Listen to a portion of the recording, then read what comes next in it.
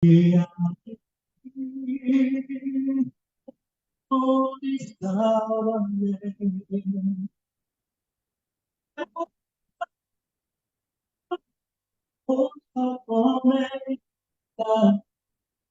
is starting up only party to on me there. So, it's doing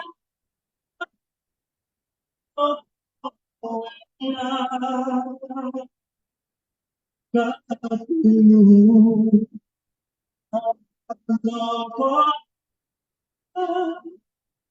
It's too late. So,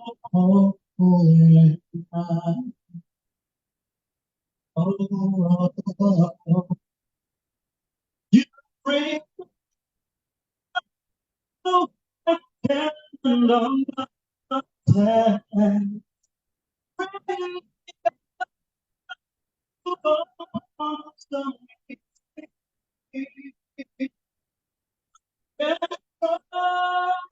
when I am you so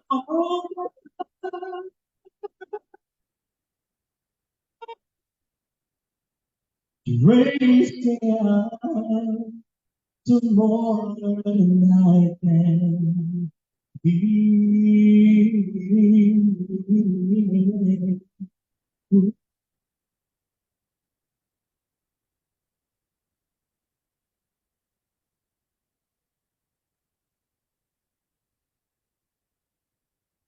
Wow. Hey, I'm risen up. I don't know about you, but I am risen up. And I want to thank you, Sir Franklin, for that wonderful piece.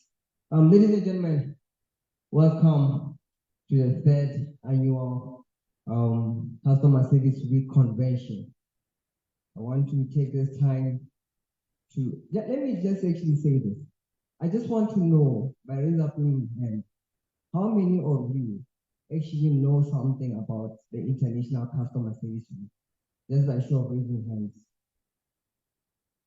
1, 2, 3, 4. Okay. 4 people know about the International Customer Service Week. From the 4 that raised their hand, how many of you actually do something in your departments, in your organizations for that International Customer Service Week? 1. Wow. Okay. Interesting. So now it makes sense why we are here today as Nef-Aid Solutions.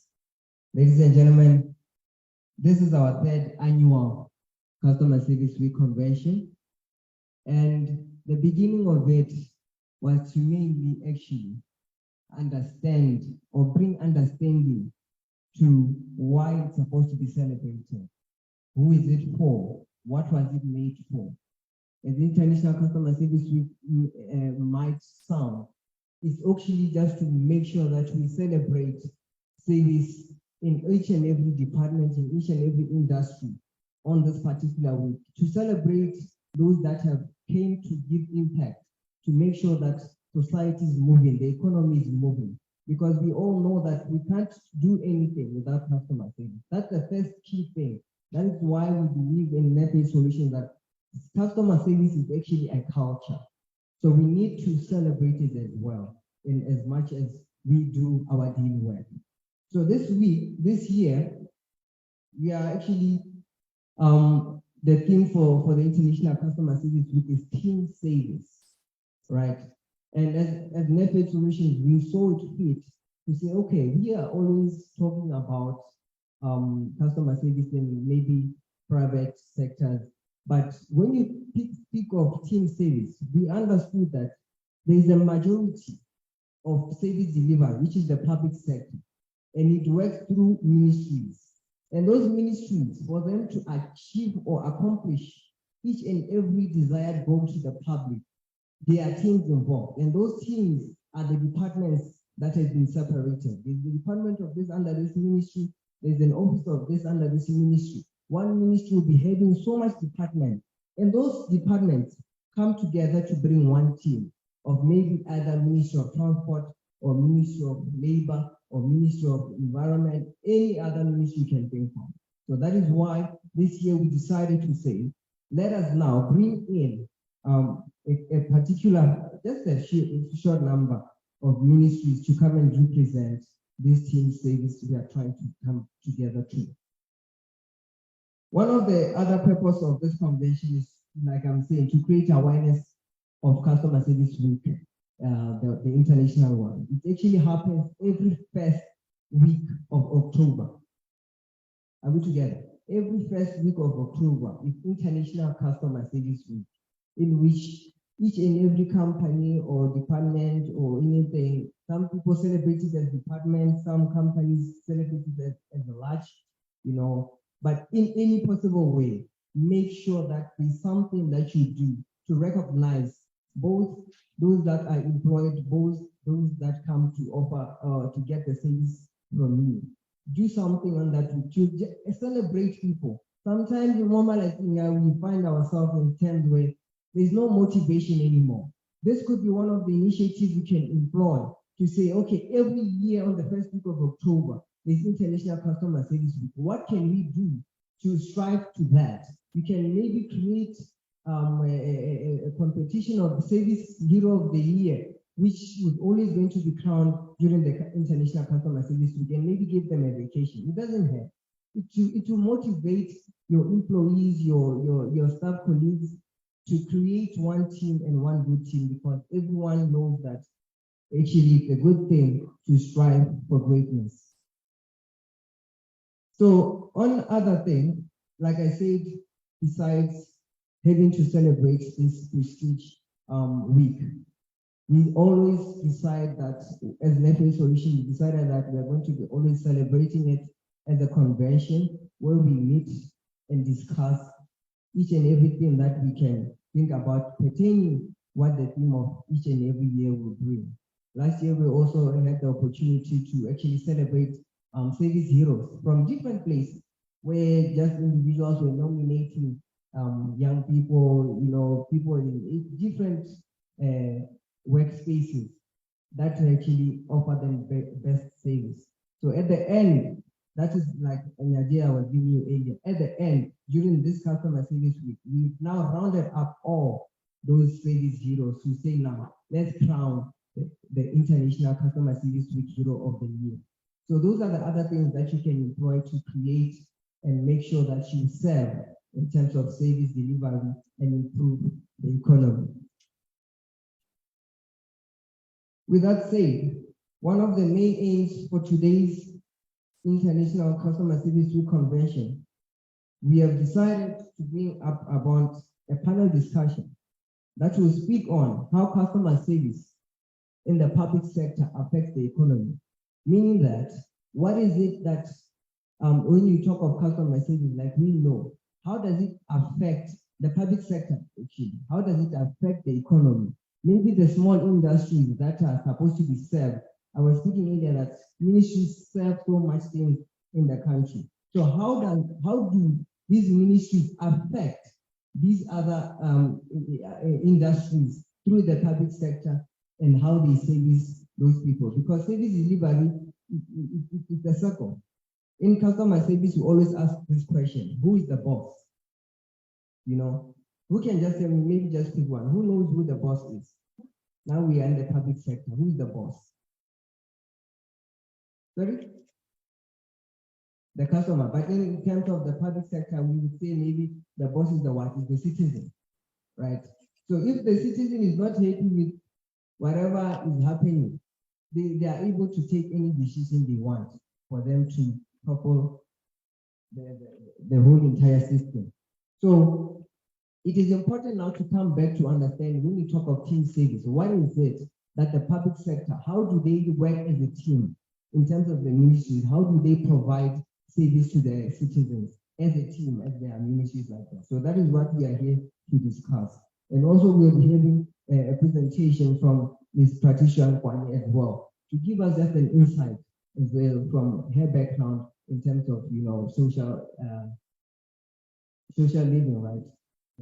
And she's more of a speaker. So you get to understand her more later when I introduce her. So with that said, ladies and gentlemen, I just want to take this moment to say welcome to the 3rd annual Customer Service Week 2023. Thank you.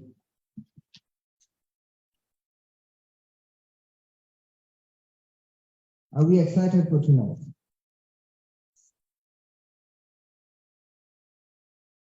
At this time, I'd like to now call upon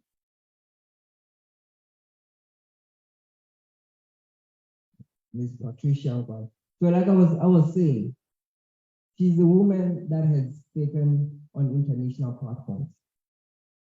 She's an award-winning transformational speaker and coach, and her academic and organizational excellence. She's a certified Access Bars practitioner. Patricia has also raised several podiums, like I said, which content producer and a radio presenter with the SO online radio. Patricia's keynote speeches have inspired audiences, leaving them inspired and transformed. She's an academic excellence coach. But you know what they say, words are better from the owner. Let me welcome Ms. Patricia Nkwame. She'll do a better job in introducing herself. Thank you so much.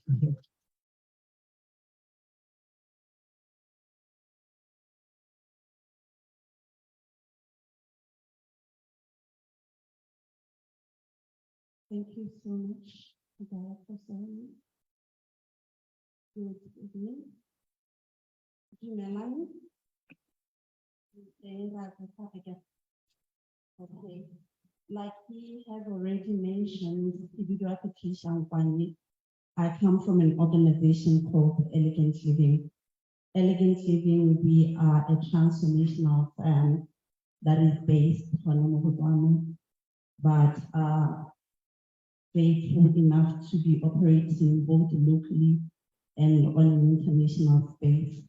We run programs that are about transformation, coaching, and team building program. And basically, today I'm going to be talking on team building strategies.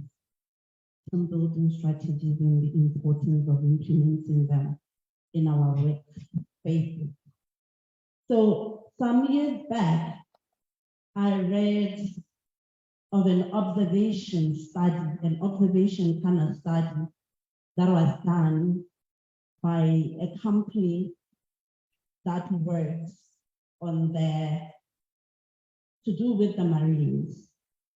So this organization had employees that comprised of both male and female.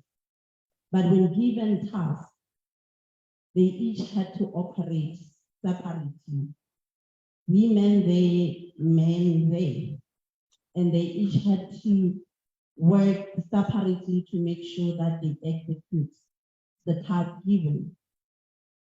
And the observation that came to the organization is most of the tasks that were given, for some reason, they all ended up not executed. So they decided to go and make an observation as to what could be the problem. And in observing, they got to realize that the group that comprised of men, given a task, firstly, they failed in sharing ideas. And not only did they fail in sharing ideas, they did not take time to plan when it comes to the task given, but rather they went straight into trying to execute, driven by the desire to win and to complete the job. And because they did not plan and they did not take time to share ideas, it failed at the end of the day. And then when you come to the group that comprised of women, they shared ideas, spent a lot of time planning, but in spending their time planning, they did not leave time for executing. and at the end of the day, they failed. I looked at this and I thought to myself, this is literally an extension of a picture of what we experience in a day-to-day life. When you get home and the zinc is blocked, if you find a woman there, she'll be standing there trying to come up with a plan of how to actually unblock that thing. And most of the time, days will go by while she's still trying to come up with a plan.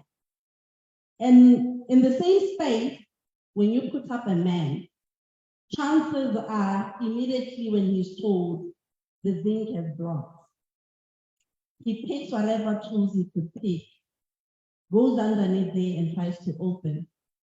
No planning, no sharing of ideas, execution.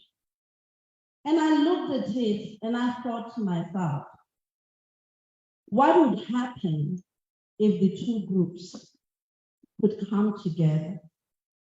The planning do the planning, and the executing plan execute after a plan has been done. And it made me realize that inclusion is the beginning of teamwork. When we learn to be inclusive, that is where teamwork starts. Team building, most of the time we are talking about increasing team cohesion and team performance, but there can be increment of team performances and team cohesion if the teams are failing when it comes to inclusion. So basically, the first place to start is to build a blended team. And blended teams means that one way or the other, we are going to try to build a way that includes everybody that is contained in the team, everybody that is part of the team, irregardless of how far above they are in the team or how far below they are in the team, because they each play a role in the working together of that team. So talking of team building strategy, the first strategy that I want us to talk about, the one that adds on to the inclusion, is one that we barely talk about, that I've taken time of recent to try and send it as much as I can to organizations. It's avoiding othering in the workplace. What is othering? Othering is a way of defining or dividing people, certain dynamics and processes that marginalizes people. It could be in terms of age, it could be in terms of disability, it could be in terms of ethnicity, religion, but anything that says it's us and them. It's us and them. And as somebody that literally lived more than half of their life on the othering space, from school as the kid that was of learning disability, the other. From going on to the girl that dropped out of school, the other. The destitute, the orphan, the other. I got to realize that as long as you belong on the other space, it becomes impossible for you to be a contributor in that space. And one way or the other, it starts with everybody in the team learning to break down that margin, that others, whether it's dividing them in terms of the big and the small, or in terms of race or political affiliations. There is no way we can come together and bring productive work as long as there is a margin or a line in between us. If we come in a meeting and we find ourselves sitting up in settings where some sit over there because they are of a certain age, and some have to sit over there because they're 14. Literally, that is othering. It doesn't come or it never sounds as obvious, but othering does exist in the workplace. And it's one of the things that limits the effectiveness of our organization. With othering, it gets you in a space where it puts an organization in a space where you find yourself dismissing certain people's ideas. You forget to share information with certain people, or not even forget.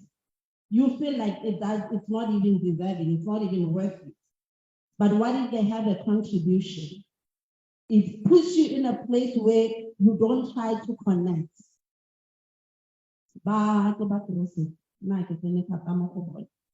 Even when you have something to share with them, because they're already in an othering space, you don't include them. It excludes others, making them feel uncomfortable to share even when their comments or their contribution would be the solution that would bring the change the organization needs. So when it comes to teams in an organization, what I want to submit to you is that most of the time it's our different expressions, it's our different beings that brings the uniqueness and the creativity that an organization needs. So one way or the other, unless we fail to break that margin of othering, then we are setting ourselves to fail as an organization. And then the other strategy is learning to promote a respectable environment.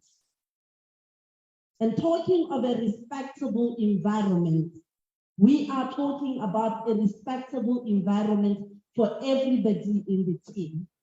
Learning as an organization to put up measures in which the respect goes across board, where you are able to treat the lowest in the team just as much as you treat everybody with the same kind of respect. And then the other one is open lines of communication. One of the major things that organizations fail at is communication. Communication comes in so many ways.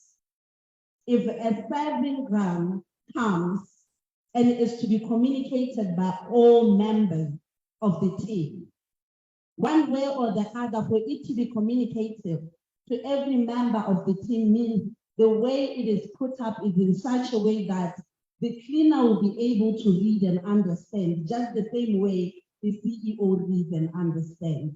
The security person will be able to read and understand, just the same way. Even in our meetings, the language, the communication means every person that has to pick up something from that meeting. But also being in a position where we are open enough to communicate our challenges without the fear of being judged or without the fear of being labeled. Then the other thing that I got to notice also to be a challenge with most organizations is failing to articulate a clear vision. In most organizations that I've got to work with, I got to find out that when it comes to understanding the mission and the vision of an organization, it's just that a few people that does. And then the other people that are said to be part of the team of an organization don't really understand where we are going as an organization, don't really understand why we are here as an organization. But if we are to get somewhere, firstly, we have to have an understanding of where we are going. All of us. We have to understand why we are here and what we intend to achieve at the end of the day, all of us. And that is to say, the vision and the mission has to be articulated in a clear way for every person that is a member of the team. Be in a position where you are able to articulate a clear vision, define the team roles, and make sure the team roles are understood. we are not stepping on each other's toes. The roles of every person in the team have to be understood. And one of the things also that I think we did mention on is rewarding and acknowledging excellence. Rewarding and acknowledging excellence. You know, as people are working together and are working towards something, rewarding and acknowledging the efforts is what motivates them in doing better in what they are doing. One way or the other, he said earlier to say now there is no motivation. And I guess there is no motivation because most of us will look at it and say, I've been in this organization, I've worked so hard in this organization, I've toiled. Nobody recognizes what I do. So at the end of the day, whether I do or I don't, it's still the same. And the problem now is when we start acknowledging and rewarding the people that are doing nothing and forgetting the people that are doing something. That is where now the people that are doing something start to give in because they've tried to put up an effort and no one noticing. And also when we talk about rewarding and acknowledging efforts and the excellence that is there, it goes across the board. I want to get you to understand that when we are talking about the team, we are talking about every person that is part of the team. So in most organizations, you realize that when we talk about rewarding and acknowledging excellence, most of the time it's a grouping of the them and forgetting the rest. The very first person that keeps the office shining and beautiful. It's excellent, but it goes unnoticed. Because every time when we seek to acknowledge excellence, we are talking about the managers, the directors, the HRs, and we forget there are people that are part of a team. If I come into your office and it looks dirty, unkept, and unclean, it already gives me an impression about your company. So one way or the other, that person is playing a role. Let's get to a point where we are able to reward and acknowledge excellence. And when we talk excellence, we are talking about everyone. And then one other thing in those strategies that I want to talk about is creating a safe space. It is very, very important that our organizations are in a position where they've created a safe space for us to communicate, a safe space for us to be able to talk about the deep things that we're going through that are affecting. Because one way or the other, I think this one, I have to say this, no matter how strong you think you are, a series of losses of hurt, of pain would affect how you view the world around you. It will affect how you think. It will affect your overall performance. And if your workspace doesn't provide a place where you can be able to go and be in a position where you can offload, one way or the other, you end up bleeding in the same people that you're working with. And then it eventually starts to cause the othering. It eventually starts to cause the breakage in communication. And in a lot of things, we start avoiding it. Because, well, when you go to talk to her, she answers the way she wants to. She's bleeding. And that is where the safe space comes to play, because it allows us now to be in a comfortable space of knowing that where we are working, we can be, and it allows us to be ourselves.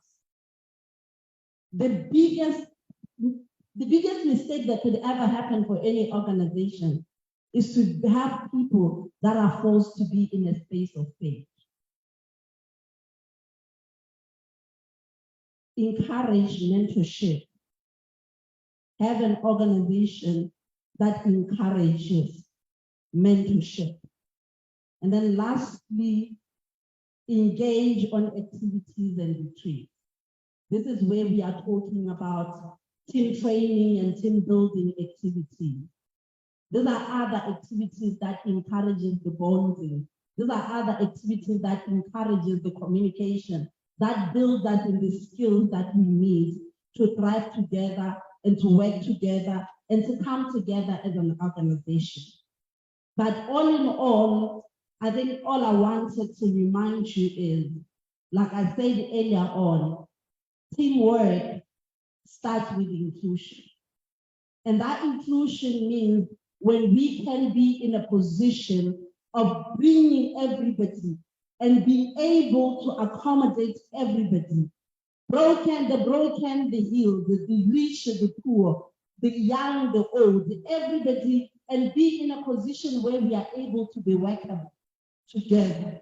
But also it calls unto us to introspect into our organization and say, okay, fine, where are we at as an organization?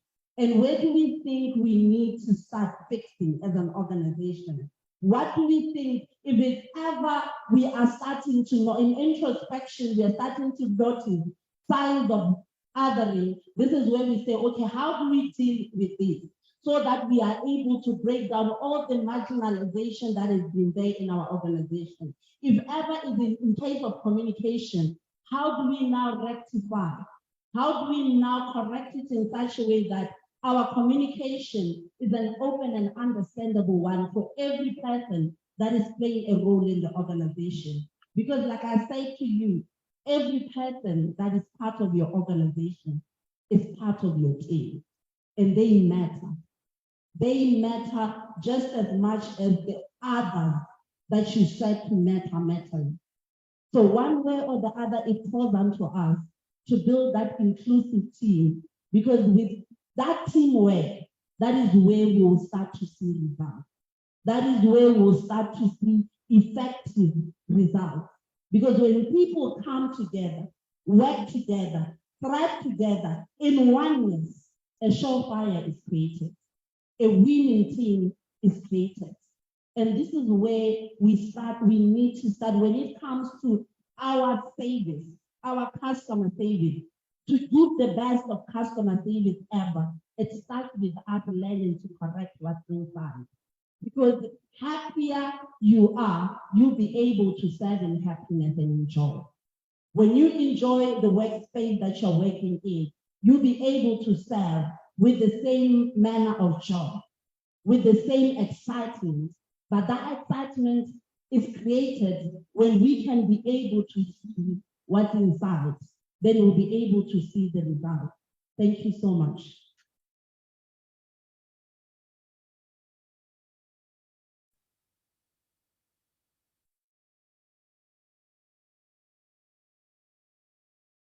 Thank you so much. A round of applause for Ms. Patricia.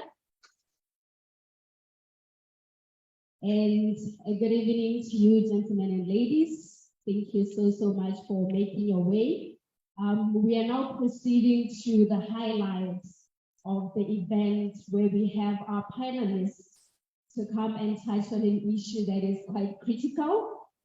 Precisely when we're talking about the inflation that Botswana is experiencing, the inflation that the country is facing, getting to talk about how service in the public sector affects our economy. And I believe this is one that will, I would say, provoke a lot of questions, a lot of comments. So keep them to yourself until they now get to engage. Now, as we prepare for our panelists, I would like to call on stage the moderator, Mr. Tepo Balozi. A round of applause, gentlemen and ladies.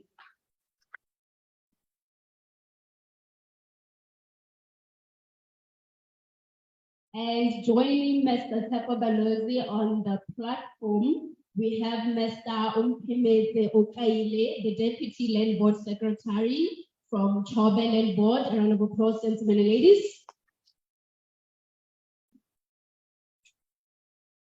Followed by Ms. Doreen Materwa from the Public Relations Officer, the Ministry of Transport and Public Works. A round of applause, gentlemen and ladies. This, I must say, is an interesting combination, you know? And they'll be joined by Mr. Bonnie Jim, the Director of Productivity and Competitiveness from the Ministry of Labor. A round of applause. And lastly, the lady who just left our platform, we're calling you once again, Ms. Patricia Nkwane, the Director of Elegant Living. A round of applause, gentlemen and ladies. So now this is the moment where we now get to witness an interaction dialogue from different ministries, which I believe are key, precisely when we're talking about the economy of the country. And I do believe that it's going to be an interesting dialogue. Over to you, Mr. Balozi. Thank you so much. I think one round of applause again for us. Right. Let me say, this is the moment we are waiting for most of us, and I believe most people that are here came for that particular reason. And I want to say this is an open discussion, and we'll also open up for questions. As one thing you should know is that these are business people, these are from different corporates, representing the different sectors that you might be representing on yourselves. So we might have a few questions pertaining to maybe your heart, the struggle they get in terms of the service when they approach certain departments under those ministries. So maybe we might also have an idea that such questions may come from the floor. Thank you so much.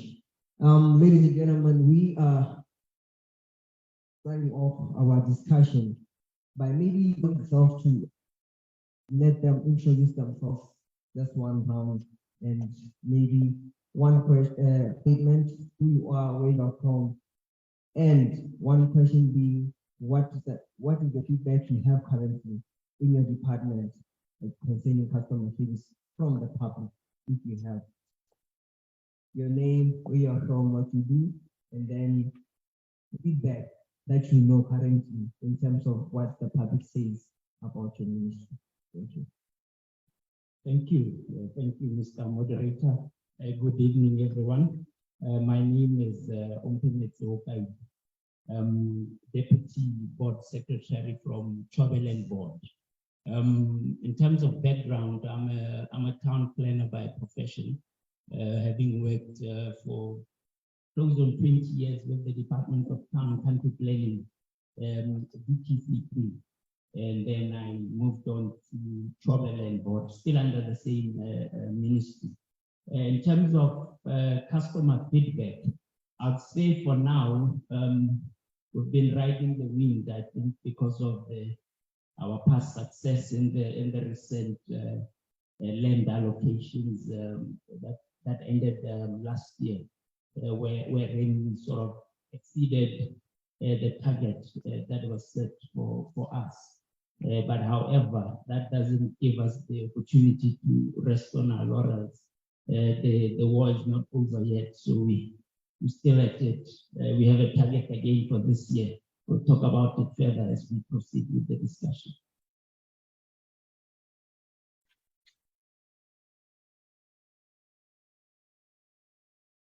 Thank you and good evening, Dumelan. Yes. Thank you. Individual Doreen Faith Motsapa. Doreen Faith Motsapa, I work for the Ministry of Transport and Public Works. That is the government of Botswana. It used to be before the nationalization in last year, in the Ministry of Infrastructure and Housing Development. And then with the restructuring, Raburi, they are part of the department, the ministry, the former Ministry of Transport and Communication, the one that they now refer to as Ministry of Communication, Knowledge and Technology. People still confuse us for them, but then now we are Transport and Public Works. That's about it. And then one of the few challenges or customer issues that we have currently is system down, especially when we go for holidays. So,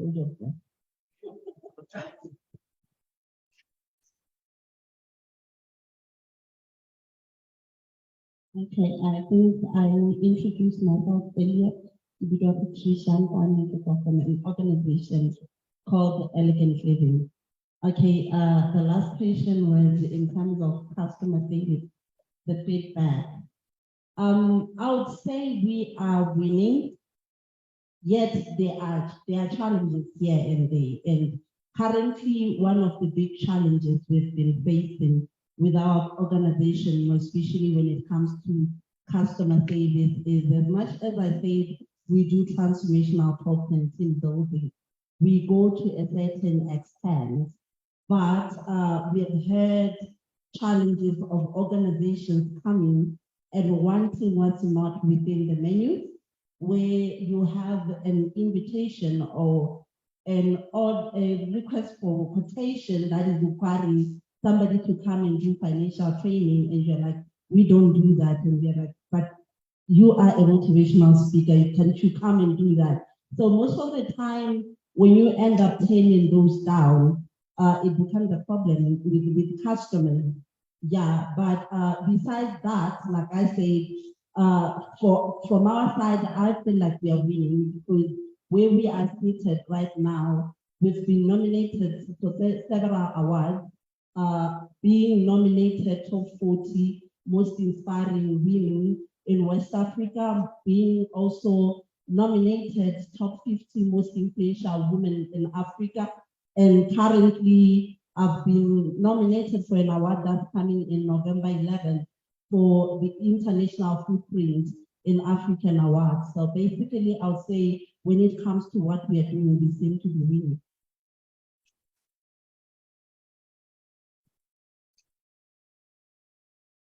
Thank you, Director of Ceremonies. Good evening, ladies and gentlemen. I don't know if it was by design. They decided that I'd be the last one to talk. Maybe because I have many problems. Firstly, let me declare interest on this topic. Why am I declaring interest? For a simple reason that I come from a ministry that almost does everything. Why am I saying that? When you are born, this is the ministry that ensures that you are registered. When you reach 16, this is the ministry that ensures that you have your ID. When you want to expect employees, this is the same ministry that does it. If you somehow in your endeavors, by luck or by unluck, you get injured, this is the ministry that holds all the policies that deal with compensation and revenue. And lastly, this is the same ministry that deals with issues of productivity. Hence why I'm declaring this interview, because when it comes to customer service, as much as we try to be successful, at national level, we are not doing well. The different reports have shown that in Botswana, when it comes to productivity, we are low, and it emanates from the way we do our business, our customers. The recent study that we conducted, because unfortunately for us, we don't do only for the ministry, we also do for the whole country. We have to check all these sectors if they are productive or if they are doing enough. One of the speakers indicated that there's this issue of system error. Imagine how much business is lost because of failure to issue licenses, failure to issue drugs at hospitals, failure to pay services. And other companies are closing because of that, because of failure to pay. This is why I'm saying, for us, we have many problems.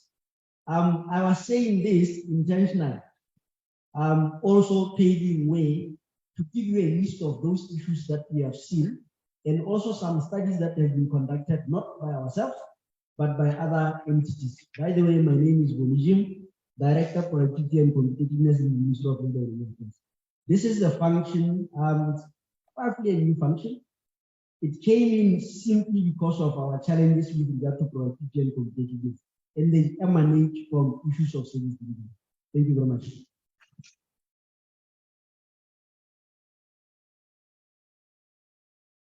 Wow, thank you so much. I like the fact that you tackled the question very well. They spoke of the success. Currently, right now, you ask the Ministry of Lands, why is Chobe in the top and Womohoditana are not there? What is the difference? There's been an agitative way to say that simply because there is no people in Chobe, there's a few number. So that is how you are able to make sure that you are standing above. But I want you to actually maybe just tackle on that one to say, what makes you different from other land boards in terms of your service delivery? I'll not so much want to attribute it to luck, but when you compare Mogoditsani being a peri-urban settlement, obviously there are problems unsurmountable,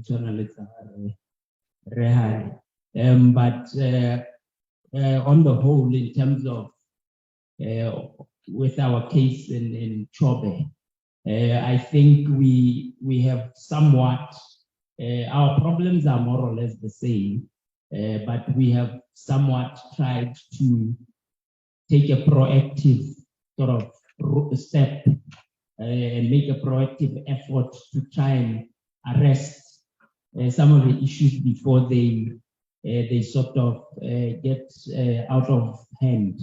In the case of land boards, because of issues of land applications, the banning platform at the land board is what you call waiting list. If you don't deal with the waiting list expeditiously, then you are in trouble. The assignment there requires that you get into the list to do two things. To differentiate the real demand from the artificial demand. Places like Mogoditsane, we now have, suddenly we have Kazungula, which seems to be attractive to apply there because there's a lot of business. The place is growing much faster even than Kasane itself. Now you have way too many people applying. But when you get into the waiting list and you do your vetting, you'll find that really the bulk of those people there are people that already have plots allocated elsewhere. Now, the point to note there is that the land policy as it is says that as a Motswana or as a citizen, you are entitled to one allocation in the tribal area and one allocation in state land, in the townships. And therefore, you'll have somebody who happens to travel a lot, appearing in all waiting lists in all 12 land boards and 41 sub-land boards. That is a demand which is sort of artificial. It needs time, it needs effort to go through those waiting lists. When we started our journey, we were coming from a waiting list of in excess of 23,000. We went into that waiting list and vetted the waiting list. By the time we finished, I think close on 9,000 people were not eligible to be on the waiting list today. And therefore it gave us a much less number to deal with. But of course, the waiting list is a moving target. You go through the same process over and over. Deal with it. The second thing was that when first conceived, land boards across the country had to move with speed.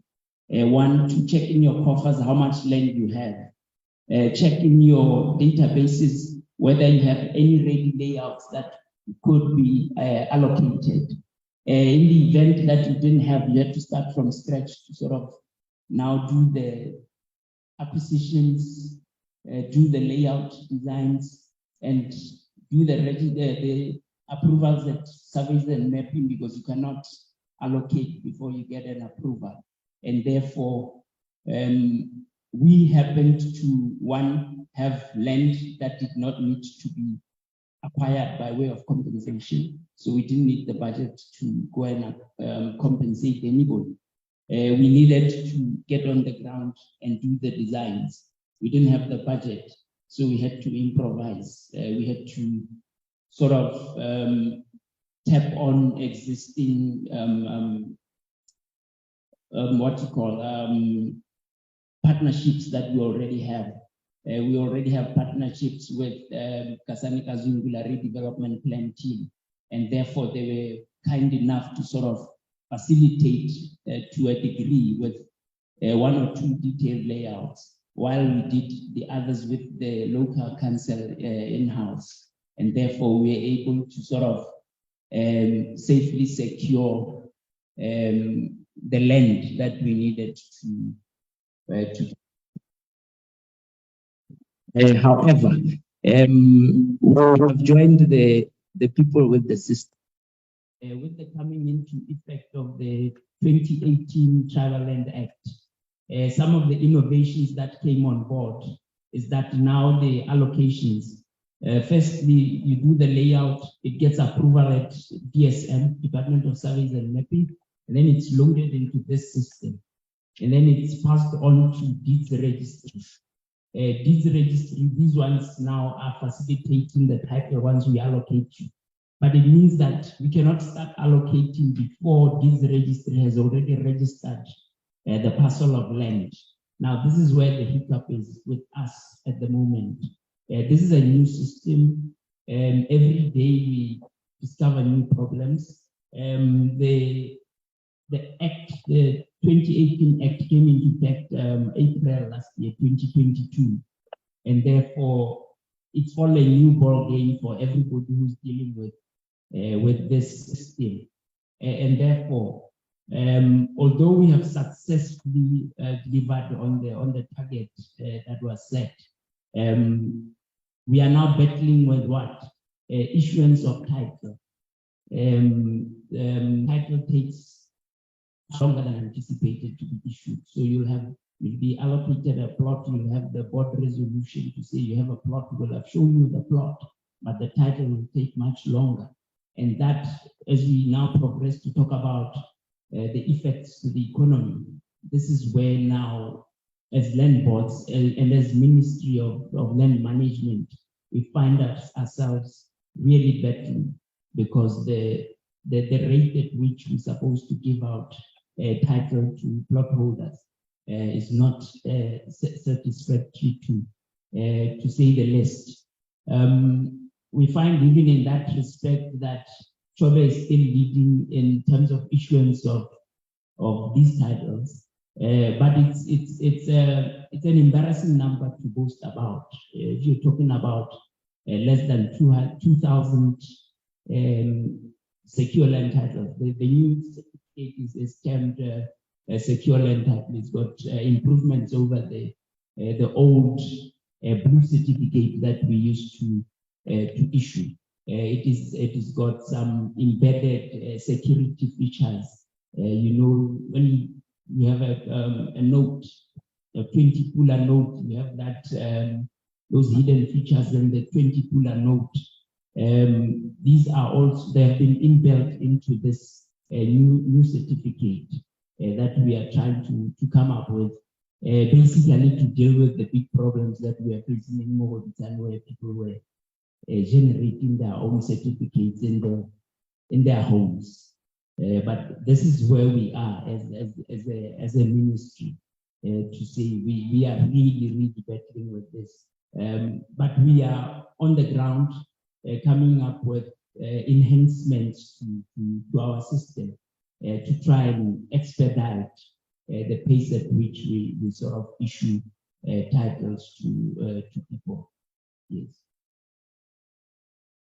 Thank you very much. Lady Title, we are together. Hey, this is information. We are getting to learn something. I'm also learning here. Moten, you spoke about system down. And I believe this issue has been there for years.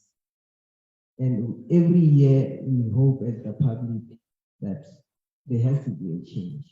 So what are the plans in place, or what is it that you are trying to implement to address this issue? Or what are the challenges you are facing to try to address this issue? When address it, then something happens. Maybe you can just take us through that we may understand. Thank you for that question, sir.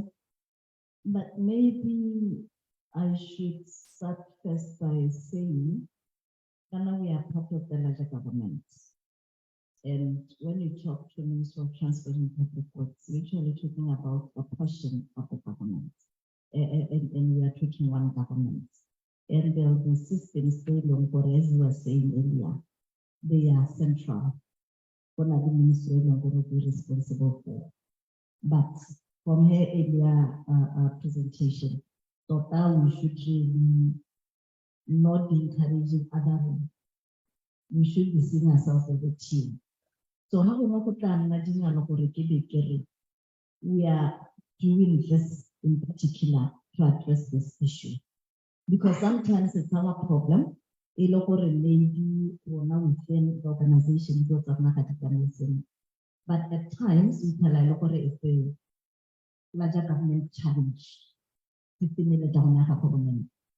then high say, people will call me and say, yeah, I'm making system down. I can answer because one are not longer is responsible for that.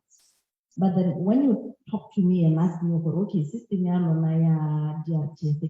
down, we have to now relieve it and try to address the problem, the challenge agency. And we are mindful for it when the system is down. There are those who want to renew their licenses, there are those who want to write natural, there are those who want to, renew the licenses. And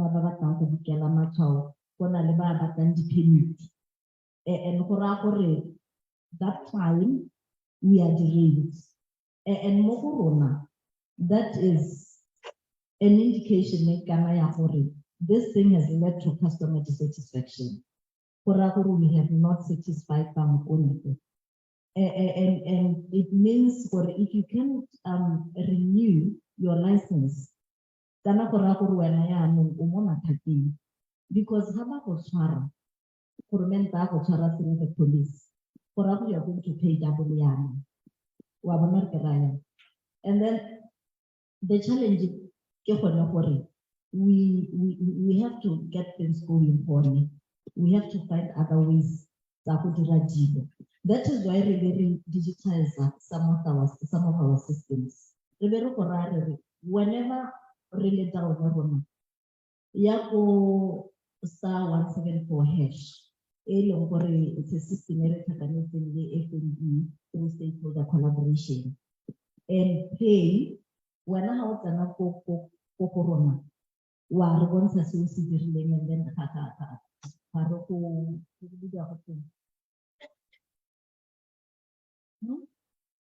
you don't get money.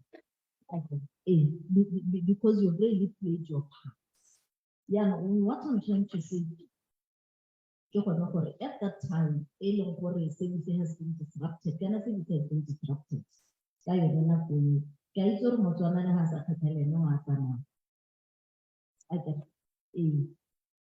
However, re-digitize the death effect. Before Kolu expire, we will give you a notification 30 days down the line. For a born Ghana, you need to have done this. Maybe me, ke tla bo ke nna ke letela the last year.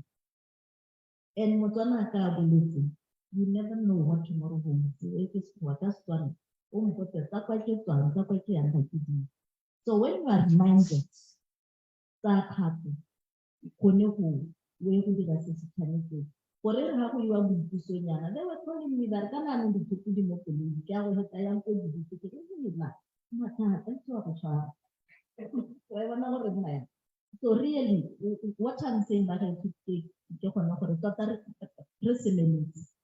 by digitizing, we are trying to find solutions, readability solutions. However, systemic technology system, there's no how we can know what is not going to go down, especially again for unstable. We know we haven't developed that much. Our system, system is the first developed country. So now we are still developing, and everything of ours is still developing. Everyone. Then the customer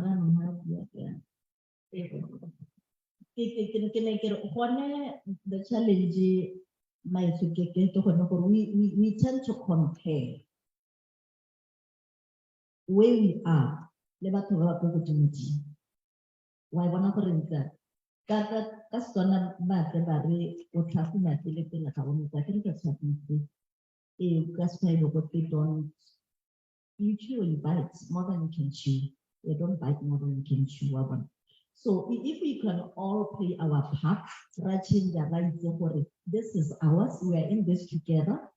We want to satisfy our customers, and we are led by a very passionate minister, Remalan. He wants to see us doing for that one. And he wants to see that one happy. Well, Mehela cooking it, video taking it up, regarding him. Mehela, Harakubita, do the next one for a rap where they Sister Rakalanko.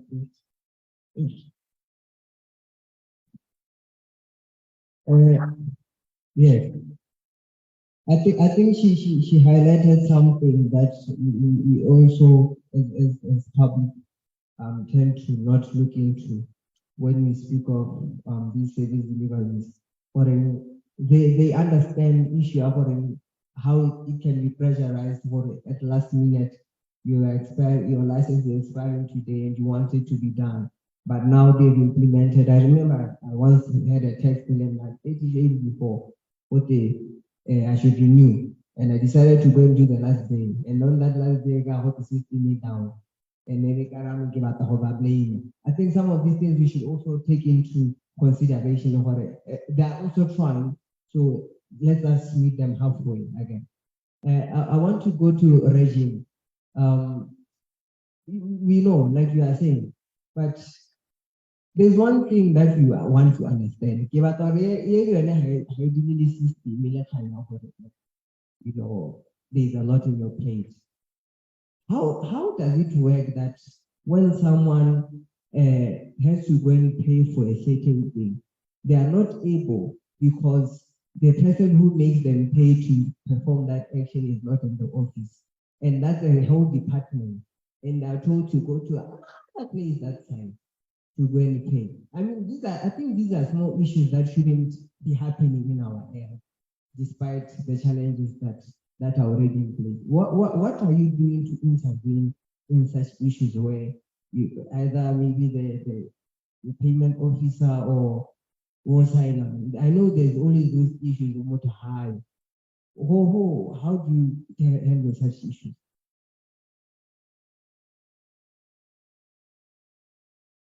Thank you, Dr. Ceremonies. Before I answer that question, I want to just raise this for nobody may have. Well, I got really 2 persons, less than 20. And they can reply. I get decided the hell about space.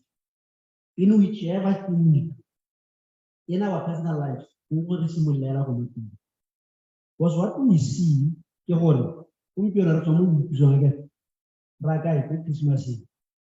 People will sit, people communicate about passport, they are exparant, Luri, Barnahe, Nalhako TV. However, Panama had the Ministry of Labor and Human Affairs and BTC. And these communications are always there in social media. What do you think, Mia? I think Kela is I'm getting ready to do a seminar in Botswana. Until we get to a point where you know that when you act late, your result will never be good. You will never ever reach the high income status. Because now our point is there. We want this country to reach the high income status. And for us to be there, we need to start acting like those people who are there. How about the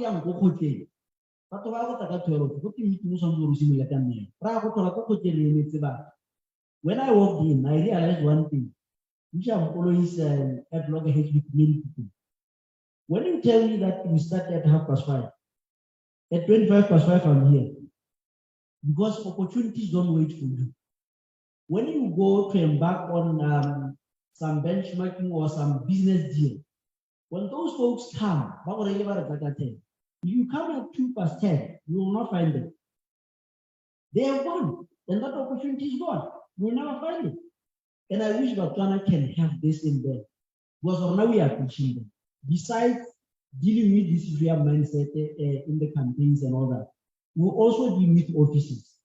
We have already partnered with some development partners to develop programs for the workplaces, because that's where business happens. This is where customer service happens.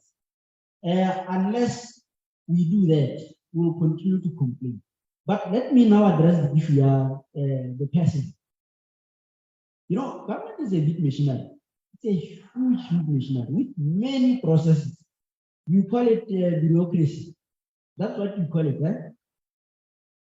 And they have some timelines that some of you may not even know. Right? Those people who collect money, at some time they have to go and remit that money for revenue. So when they are not there, and how I can do now, I can anything. As long as you are anything, I get. How much I can do by the time customer but you always make sure where that person is not around, the next person is there. But for a bigger solution, what we have done, let's have electronic payment gateways. And this is where most smart boards are coming in now, to ensure that you don't have to go to the office for payment.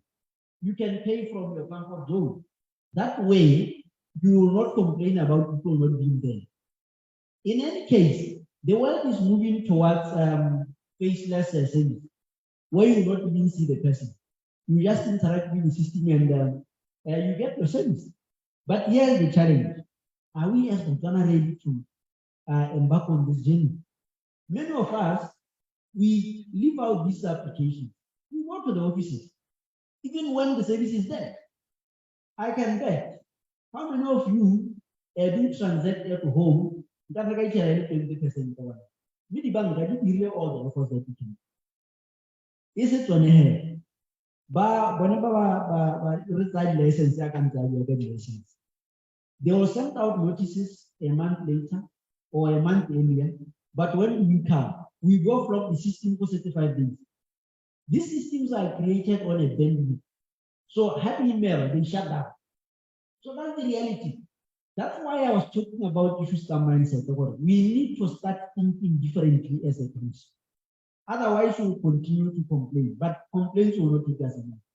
We need to start thinking and refocusing our efforts to ensure that whatever we do, we make sure we do excellent service, because that will then turn into opportunities for those who are not working. It will then increase economic activity. Then our livelihood will change. Because one of the studies that I was talking about, it showed that in many of the offices, we still see queues. And I can public sector, even in the private sector, we still have these queues. How many times have you gone to the next door and tried to buy some bread, and then you will wait for somebody to calling some other person sitting somewhere looking for a password, and you will spend some 30 minutes there. If you complain, people will look at you like we have done something wrong. This is an issue of attitude. Our work ethic as a country is appalling, and this has shown also more important our competitive. This is why we are not doing well as a country when it comes to measurements of competitiveness, when it comes to global productivity. So from our side, we may look at these things at policy level, but we have to go to the grassroots. Here in the morning when you wake up leaving your home, what do you say to that little person that you are living at home? So that when they are grown up like us, she earlier on talked about issues of managing work relations. From our side, it's called failure to manage diversity. You will have old people, you will have people who are you will have many diverse ethnicity. How do you make sure that these people work together in congruence to achieve what you want? If you fail to do that, we are going to continue to have workplace conflicts. How we are coding in, for example, they are always complaining about the grievances. Where are these grievances coming from? The studies have shown that it's work relations. Because of background, they are now here. Cancer within the laws,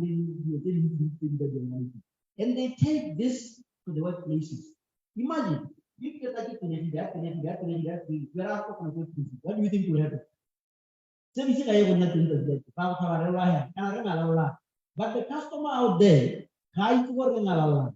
but this is the reality when it comes to even bringing in foreign direct investment. So just to answer your question short and back, from policy level, we are crafting policy issues. But our biggest issue is mindset and work ethic issues. So I hope that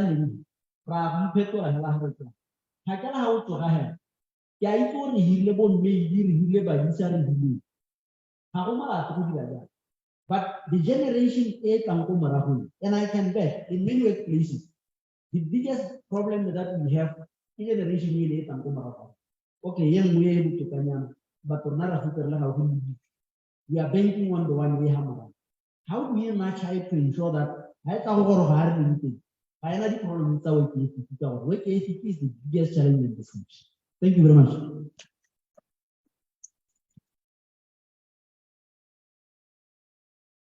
Wow, thank you, Reggie. I want to we had like a but I think this issue about changing now, like it's coming into perspective. Like we are the ones who are actually not thinking why such things are happening. But now it brought me to this. As I was saying earlier when I began that, when you talk of customer service, you speak of a culture. And Mengwane did address issue others where there's this system that is currently running that I've experienced on a personal level, where you get into an organization in the ministry and come with that zeal to do, zeal to perform, especially you see I'm in the customer service industry, and I love making sure that people are serviced well. And you get in a service culture where you are looked at, who do you think you are? Trying to make people see that this process shouldn't be taking 4 weeks and it can actually take 1 day. Because the moment you do that, they're going to tell that other one that I took 1 day. And that 1 day, that other one is going to tell that now it took 1 day. And then the next one comes, they take 4 weeks, it becomes the same issue. What was wrong? And only because people decide, I saw it with my eyes. I'm sorry if I'm disclosing other things. But I was very disheartened to see that type of a savings culture where people can just be delayed for no particular reason. Just that on that particular day, no one wants to work. And they'll say, no, just come next week. And it's something that can be done. So I don't know who wants to take over. Just one, two.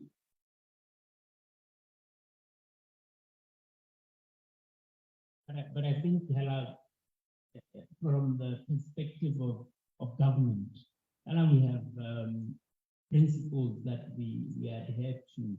The public service charter is one. It outlines these things. It's not like they are foreign to government. They are there. There's the element there, due diligence, for instance, that demands of every public servant to deal with matters of customer service, of submissions from clients expeditiously, efficiently even. So it's just maybe a bad organizational culture if I start into the organization. And then, like Mel was saying when she was giving her keynote deliberation, as organizations, time and time again, we should reflect about how we do things, about what kind of culture exists within our organization. And maybe as leadership, if we see that things are going out of hand, we need to address it and try and bring the team back most for all, so that these items. So really the issues of efficiency, due diligence speaks to that, and it outlines we should, as a matter of, we should take pride in being able to deliver our duty to the nation, and therefore it's not like it's entirely new things. Basically, it's just here and there we need to refresh ourselves. We need to refresh the minds of our staff, and we need to bring in new innovations like change our mindset. But we should note that it is just trying to further complement what has already been there to govern the public service. Awesome. Member, you just get into that one as well. Okay. I think having worked with different ministries in the country and basically outside the country, literally what I've observed, especially right here at home, is instead of taking time to correct the root causes of poor customer services, we have rather developed the habit of working on correcting the symptoms. And what do I mean by that? You realize that you'd come to a ministry, for example, with a complaint to say, you know what, I've long tendered this, I've long submitted my invoice, blah, blah, blah, I haven't been paid. And for some reason, yeah, you'll be told an obvious reason, this delay down. And then you come after a month and you're told, yes, they're down. And then after you complain and you are at the edge of taking it further, the problem is not solved, but they try to solve the thingy. They try to solve the symptom, which is you at that moment. Okay, fine, let's pay her and do away with her. But how many other petitions are coming to knock at your door every single day, looking for the same solution, looking for the same, complaining about the same poor customer service? And I think if we can get out from that space of trying to solve symptoms and sitting down to say, okay, fine, we've had this complaint, yeah, Botswana, on social media everywhere, Botswana are complaining about poor services, Botswana. What exactly could be the root cause? If it's an issue of behavior, how do we tackle it? Yeah. If it's an issue of the fact that maybe people are bleeding in organizations, how do we heal people? How do we come up with measures to look at those solve things? If it's in terms of maybe the system, like I say, we've had that complaint for a very long time. How do we fix it? Of course, yes, when you're talking of issues of AI, one way or the other, there will always be challenges here and there. But this is where it calls for that person that will be willing to sit down and say, okay, fine, how do we solve that? Because we are growing as a country. And the more we keep putting in measures, they don't resolve the symptoms, how correct the root cause, we are losing investment. If you come and you have intention of investing, Botswana, your application and it takes something that could take a month, if it's by 6 months or a year, Immediately when South Africa responds or Namibia responds, you're gone. You know, and if ever what you're caring for us is what we needed, we lost on it. So I think maybe what we need is to come up with measures then over it. Somebody could sit down and say, okay, fine, we've had this problem for quite too long. How do we solve it? And then solutions will be met. I think that brings me to a question that they can answer. What have you put in place to assess the behavior? Because sometimes you might have policies, the turnaround times that are put in place that you know that they should be happening. But ground level, how do you assess and evaluate the performance? We spoke earlier that sometimes maybe issues of performance come to a point whereby someone was actually performing. We have had people where you go to a certain department, you're like, hey, which is because you and you wonder, but what's causing this performance difference in the employees, and how are you trying to address that now for productivity sake? All right, thank you very much. First, let's acknowledge one very important thing. We will never be the same. Me and you can never be the same. Even if you were twins, we'll never be the same. I'm raising this issue to point to a certain factor that we have identified also as part of this work with this issue. The attitude. She talked about behaviors, attitudes, and everything else. These are issues that crop up not as an accident. In most cases, we realize that the behavior that one displays comes from somewhere else. Sometimes it's even a reaction to something. Believe you me, I've been in this government for some time. I may look young, but I've worked for several ministries. And the experience that we have experienced yourself, where you got to be told that, no, don't worry, you will get tired. I've been there many times for this. And it takes the character in you to pursue what you are looking for. One thing that we have realized just recently, like the study that I was talking about, we realized that most of Botswana have given up on following up on issues. They see, and this is a perception study, they see waste of time in following up because somehow they follow up, nothing happens. They report, nothing happens. And now, instead of complaining, they rather go home and sit, and then they complain where? In social media platforms. And here's the challenge. In most cases, social media platforms I got to know it, Hababa managing on that site by dating. How do I still by dating? I'll never even find out about it. Except when now I conduct that study. How do we then get to deal with this thing? When it comes to issues of attitude, these are social issues.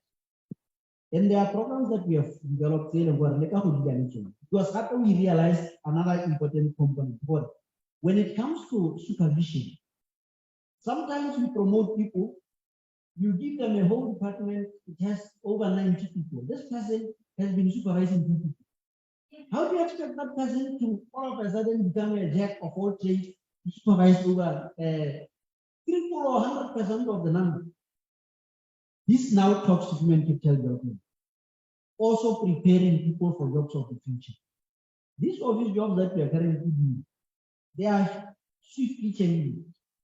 But how are we then preparing our next generation to be able to transit? And the current one, because change is constant. This is where these programs that I was talking about come in. Unfortunately, they may give you immediate results. Because like I said, government is a big machinery. You tweak something today, you may realize the result after a year or so. It's not like when you deal with a company which has 5 directors and 3 people, you are 10. But here we are talking about central government plus local authorities plus land boards. So your impact is going to be realized after some time.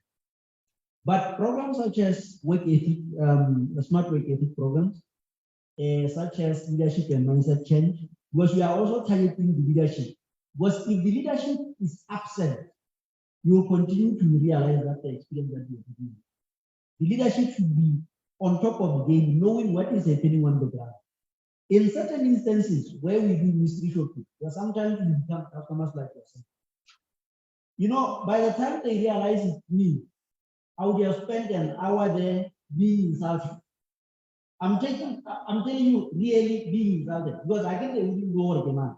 Once they realize who this person is, they start behaving nice. So it goes back to where? Issue of attitude. So, this one is something somehow we lost it. And these are issues that we need to deal with. And that's why firstly I accepted what your sentiments are true. They are true. And another thing, as citizens, we should not beg for services. If you get a public office, know that you have the right to be there. You are actually the person, you are the boss there. You are not able to only move. But somehow we have relegated our responsibility. By the time we're ready to move out, because it's big, I will check out the record. But we're not going to do that. In every institution, there's a supervisor, and then there's the next level. If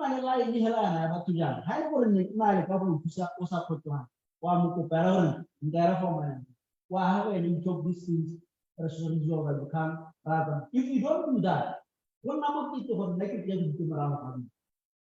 Because I can tell you people will behave nice.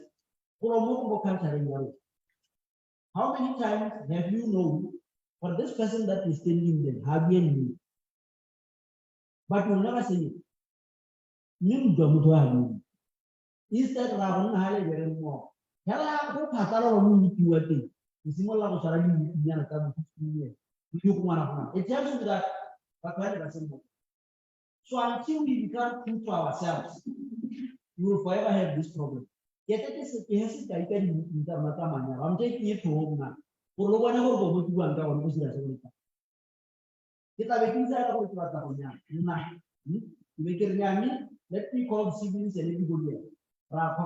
Very bizarre community. Yo, who said about that? I didn't do one more. For no more, I pay for I go to how so can I? We have to Yami, you are found room to 1,000. If there is Mala, really take it away. Can I have to some of the program to let the level to something to your should I be doing that? I don't know nobody should be reminded. And for that matter, have I had a couple there? Rasimo like a new one. How? I'm not what I'm young as in Panka. Haram, Malaga. If we are in the this is the culture that we have. But why are we doing it? Hell, I am a recurring hour, not 1,000 times I can know. So start reflecting. How can it work out can our work ethic comes from where we come from. I from family level. How about time workplaces? It's just a way of now bringing in documentation for compliance. But it's it in us. When it comes to work ethic and attitude, is the inner person that can be. Until I could work can I not tell you? Yeah, you go forward and how job on there. But I just wanted to just help you reflect on what we are talking about. This issue is bigger than just coming here and celebrating the customer service week. It's actually a national agenda. And I wish for a current right. Just call people, academia, and everybody else. In the national issue for a whole day or a whole so that we dissect these issues and understand right from Bokoshikoma pain, from family, from the association. I was discussing the other day in a church setting. But what's about they were up and this talks to what? The way we interact the way we work in future. So thank you very much.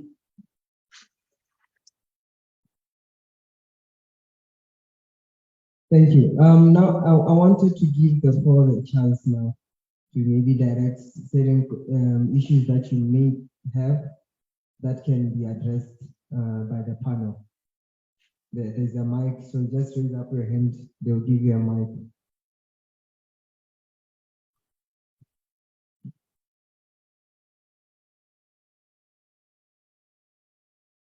Thank you. Nae mitana putso mo for Minister of Labor. Because the challenging willing thing, now I appreciate the change, yeah, digital. But go to the Yamahapeke, Mehara, Hare, Pateki, Yone, the system is down. Avare, sometimes it's at the top level, which we also appreciate. But Naglaga faced in challenge, even up to now, it's taken over a year where I'm looking for a payment. But I get every time can I go about the system is down. I think it's only last week one of the system cannot be down for an over a year. I asked for Ngasi Tamayana Go gaps and what gaps yet. Can this thing take over a year? I even suggested like this thing is a culture. Okay, fine. Now, if the system has been down for 12 years, why can't you do manually for me? Because I get to work for this thing, a customer service is a culture thing. So it means if the system maybe it's because my blood doesn't go with the system, then use the culture for me. So that's why I wanted to ask what sometimes the behavior okay, how do we analyze the behavior of the person? Because I think this is a matter of the behavior. So this is the problem that we are facing.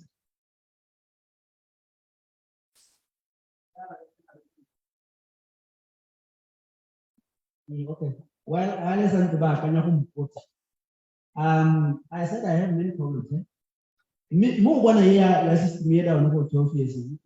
But we pay the it has never been down for that long. So this may be talking to somebody anymore. I think we talk on my youth.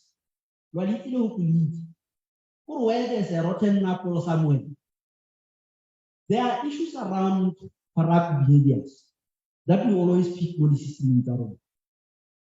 These issues, the manifest like anything. How long is it down for that long? Even in national radio should be ahead. So this tells you that you're the system. But you did right to worry. We elevate, but we tell you you need to elevate issues in the you elevate it. You know what's around gaps. If you want to understand how gaps works, you just go to Ministry of Finance. They have a whole unit there. And they will tell you how it works. But what I know for a fact, because I can't not even the down. Another only for a few hours, they were choking. They can find my intelligence. Not the whole month or up to a year. So anything yellow, he reported a camera, very investigate our Hatamaki. Very discipline to cover. It may be more. And what is it? What effect does it have on one number of business? Business. Because if you fail to pay your bills, that means you cannot rent. The landlord is going to close you down. When they close you down, what happens to your employees? They go on strike, and you will never recover from that becoming. For our business, at national level, unemployment goes up because it's companies who are hiring people. For us, if companies grow, if productivity levels grow, people are getting more opportunities to get employed. And that's what we need. So cases like those ones, thank you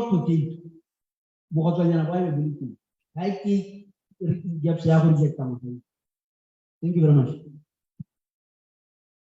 Thank you so much.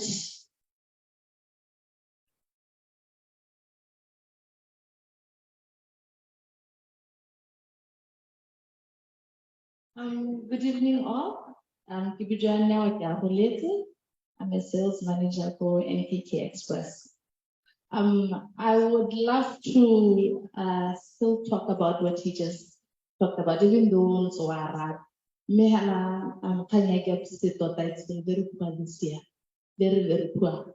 I've dealt with different government departments, ministries, put on my hand. This year, I think it's the worst. So I actually was interested to find out. It's not just get to hand. This year, we're experiencing a lot when it comes to the systems that are government, whether centralized or department-based or ministry-based. We are experiencing a lot. So I just wanted to understand what is the problem this time around, because it's something that's, yes, system down, it's something that we have been used to for years and years. Ya bobedi ne ke batla go director Tshomamotshepa. I'm interested to understand the plans that we need to look out for, more especially the DRTS. So if you can touch more on that, it would be appreciated. Thank you so much. I don't know if the question was clear, Mama Taba. Okay, thank you so much.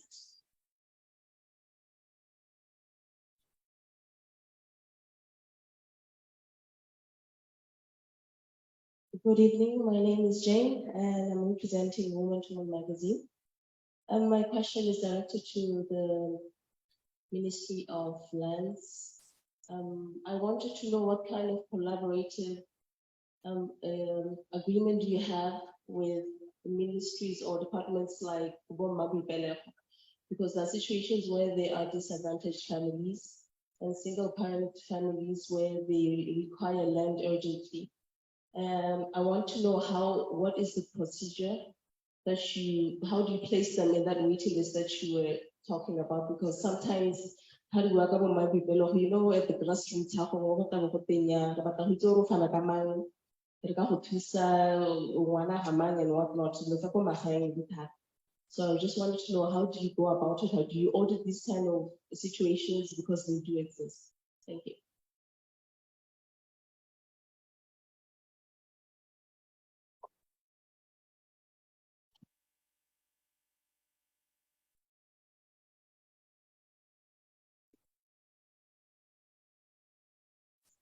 Good evening, everybody.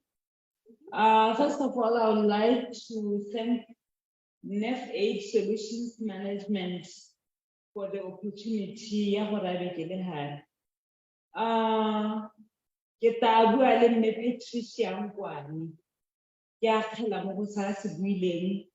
That really got me. I'm the founder and coordinator of an Ideal Women Association derived from Proverbs 31. You mentioned strategies that add on to inclusion. Avoiding otherance. It hit me hard, as you see me disabled now, because I was attacked 8 years ago by the unknown. But I thank God now I can talk, I can walk with crutches from a wheelchair. So since then, I got an award for Vision 2016 in 2010 for a moral and tolerant nation.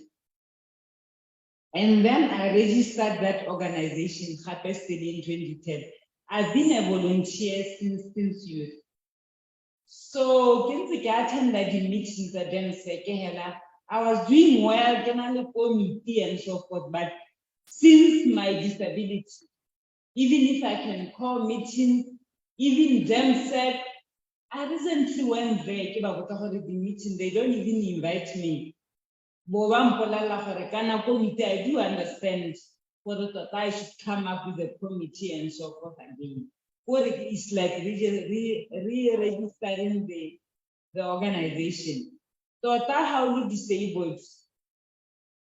How can I open the bank? And it shows that for the nna yo ne ke bereka thata nako ya teng.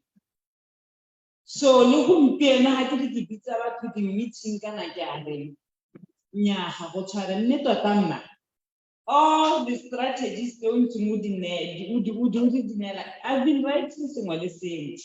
Sometimes o ka itlhela gore communication ne ke laka le dilo tse dingwe kana go ha di award or something tsone dilo tse mme le yone communication gongwe ne ke sa tsenye bangwe mo teng kana jalo. I've learned a lot mme ke dumela gore mma ko wena o tla lekang gore o mentor ke tetse wena ga gore o tlo o nthuse gore tsela ke lebogela thata gore a be ke le gale mme mma ke tetse wena ke leboga modimo ka wena. Thank you.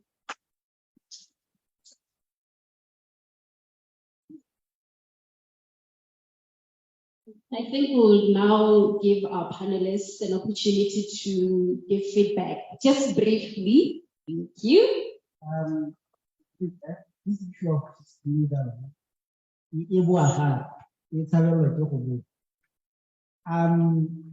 I believe Barrel and Harbour, we may not have the right answer that we may be looking for. Because if you recall, this intelligence system is more at the time when there was communication to the fact that it is being upgraded. That's when it started misbehaving. I don't know what happened, but I think the ministry responsible will be the one that can give details to that. Because I remember even last week there was communication to the fact that they are having challenges. Whether it's infrastructure, because sometimes when you try to upgrade, the infrastructure may fail you. And when it collapses, you start now patching up where you now have to protect the critical data.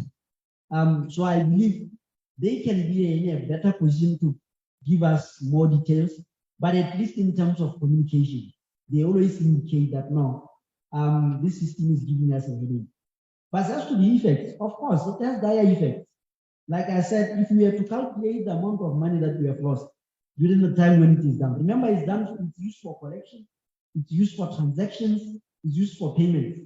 If you look at the amount of money that has been lost, we haven't quantified it yet, but it runs into millions daily. And if it down for a week, then it's more than that. So it has challenges, but I believe they are doing all they can to ensure that it's up to speed. But like I'm saying, maybe let's contact them so that they give us a full brief explanation, because it shows that it's a concern and we agree that it's a concern. Thank you. Thank you. Emma, thank you for your question. The best that we can. What do we have for customers in the DRTS or the Ministry of Transport and Public Works? DRTS is one of the departments. And this is a department that is responsible for giving us licenses to drive and for giving us permits to run our taxis and our buses, the transport sector, the transport service. This department is responsible for. Yeah, no, we do have challenges, yes. And one of the challenges is anything when you apply for your permits. We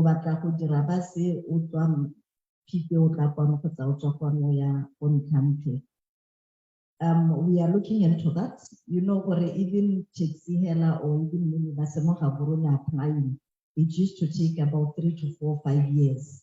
That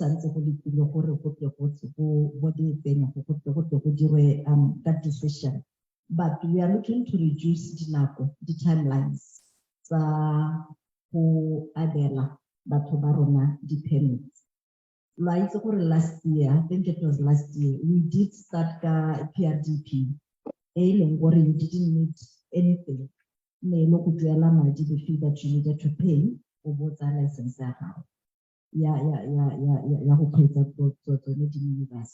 What we are also doing when you go for your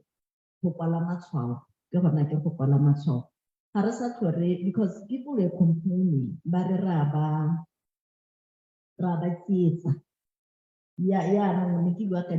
Digitization currently. What we are doing now, how it's an amazing computer.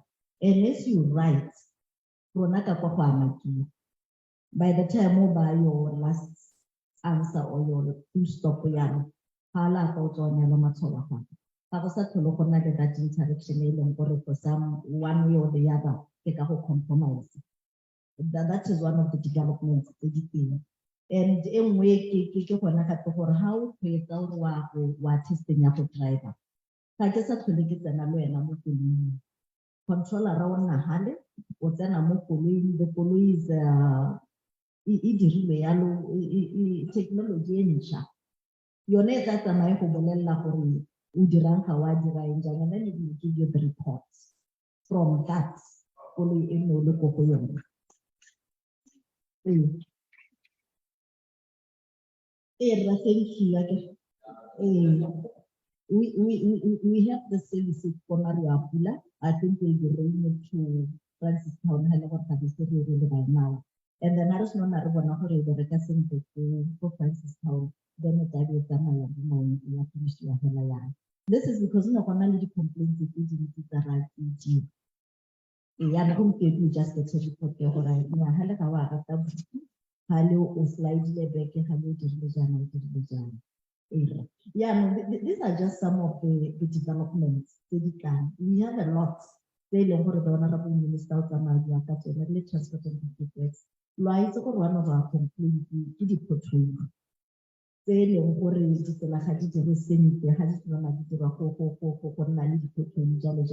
we realized over one of the issues made to inadequate supervision or inadequate inspection at home. So what the ministry has done to the what's later initiative in development manager.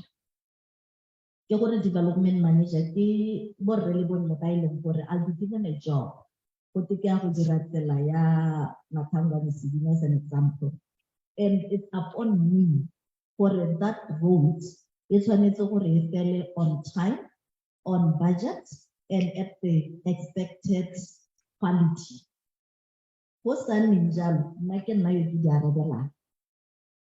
Unlike before, when you go to the tender, job.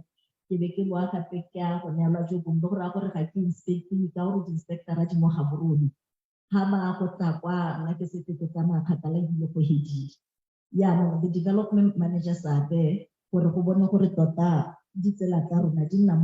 because one of our commitments really ministry for safety and security.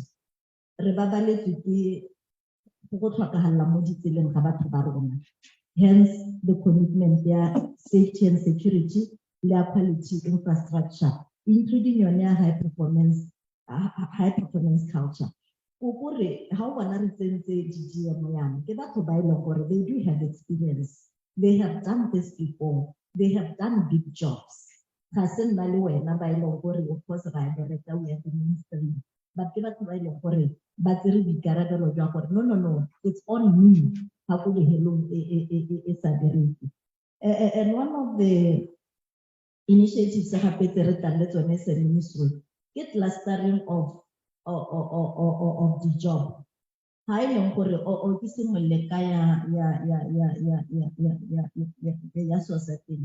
ya equipment. Intention for it. Hi, the cow greater and even only equipment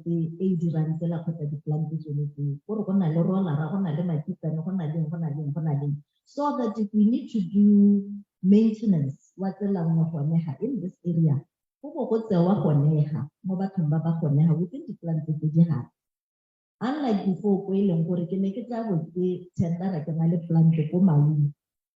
if you operated in a tender common, in a motorable, in a common, in a all over kill AC.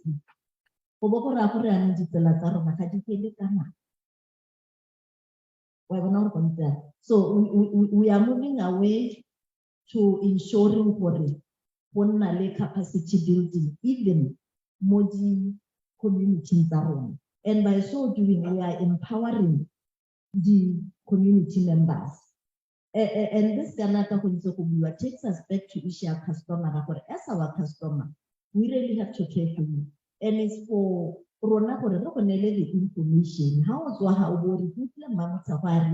We have to give you that information so that we are an informed decision. And there's a possibility for how we are long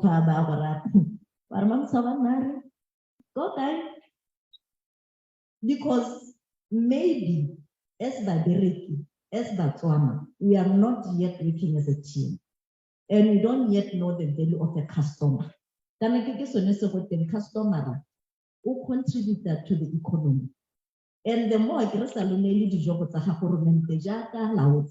the more unemployment, the more low cost of living. But because economy is not moving. Therefore, as a ministry, we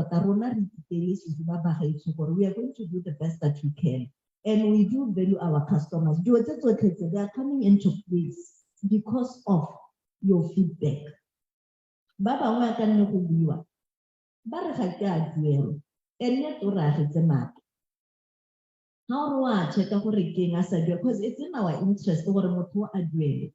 Magia Papa, ako berekela bana baka ako berekela masiki ako business even further. So that is just one of the issues we are still grappling with. Assignment how do we then turn around and pay people on time? Because standard the payment within 10 working days. And we need to live to that standard, regardless of what a customer recommends. A customer is important because I am there for you as a customer. You are not there for me. That is something that you normally get wrong. I'm here for you. I'm in that office because of you. You are not coming to the office because of me. So how can I get the service that you need? Hence, the customer service week. Maybe I have to tell you things like but I do love customer. That is why we are trying to inculcate our values, multi customer, not the customer, multi employee. Or when we say we live for safety and security, what does it say to me? As transporting public works. Does it resonate with me? Do I display it so much that it can translate to the customer? Yeah,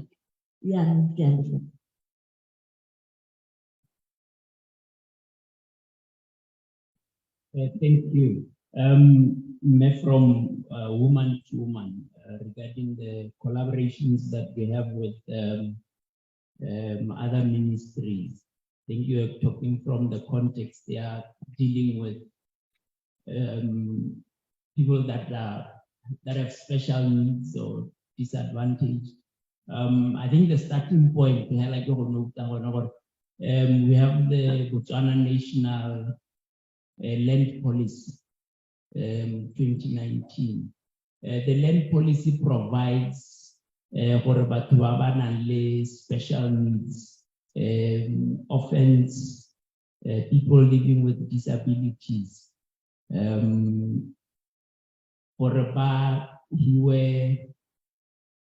Lahats under special dispensation, therefore, for you to be eligible or for somebody to be eligible to benefit from that dispensation, the council is also across the country through Bomabipele. They do the assessment, that individual then submit to the land board or consider you or facilitate you in that regard. Therefore, you know that there are those buying council. So as and when council has monies available, the land boards have to, or they do make it a point that they avail that land pele ga madi ao a jewa ke the end of the financial year. Still within the land policy, there's provision again for the same people with special needs, also including women, youth, to also benefit from business plots as and when they are available. And therefore, in that dispensation of the business, as and when they become available, you know that across the country, business plots are availed through tender. So as and when they are tendered out, this special group, in a preference, 30% quota within the applicants by therefore, these are available sort of avenues so the quota one applies to business plots, but for residential for housing, you go directly to Mabu Pelego and they facilitate you in that regard.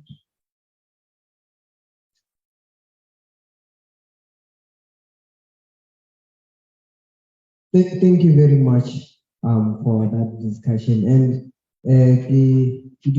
like regimen there's need more time, and it needs also to actually invite more people because there are other answers that need to be answered and other questions that need to be questioned that would need more time. So I think it also gives us that responsibility maybe next year that maybe we make it bigger.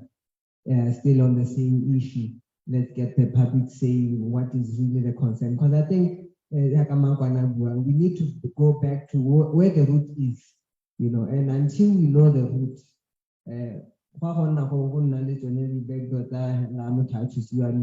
but the same problem continuously progressing further and making more damage and more effect to the economy.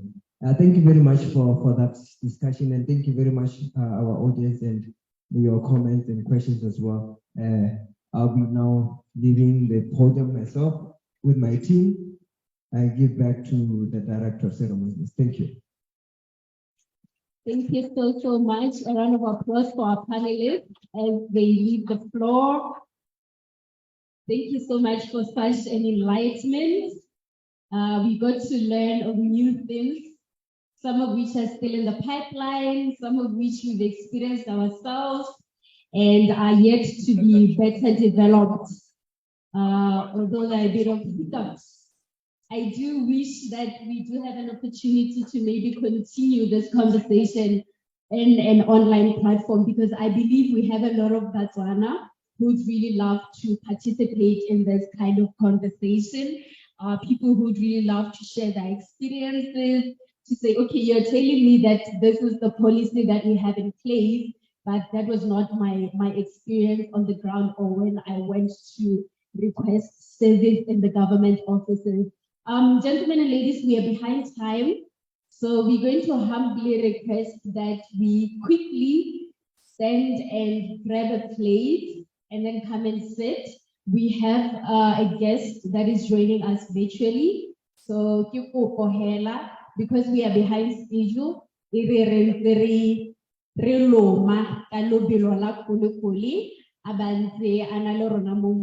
across the screen, and we actually do pay attention to him as well. Ushering us to our refreshments will be the musician Franklin, but the last row, you can make your way to the desk and collect your food. Thank you so much.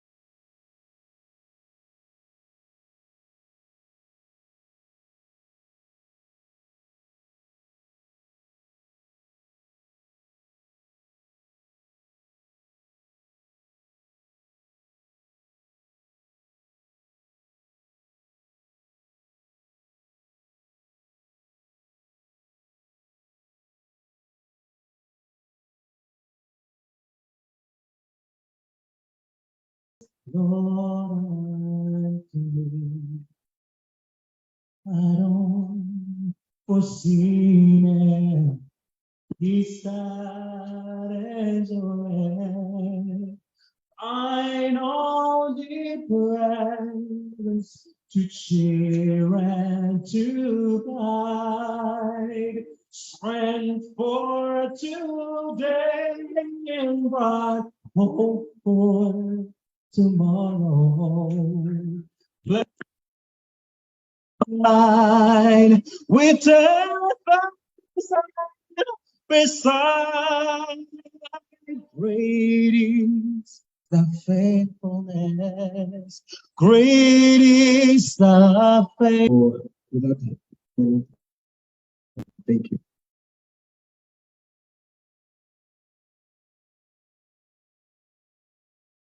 Are you ready for me? Go ahead, John, can you hear us? Are you guys ready? We can't hear you yet. Let me sort that out. Okay, let me know when you want me to start.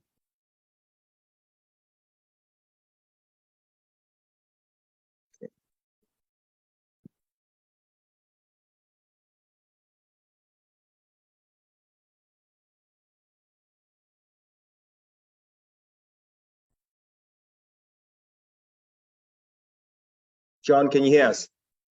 I can hear you clearly. I don't Okay. see anybody. I just see. We still can't hear you.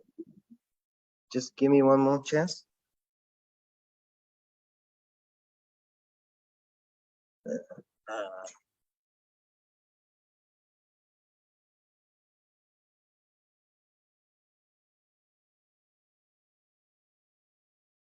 Okay, John, say something again.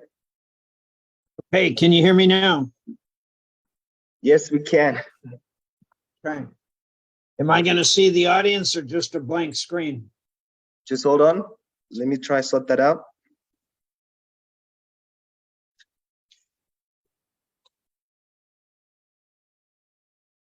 Okay, I see you. Wrong camera. Sorry.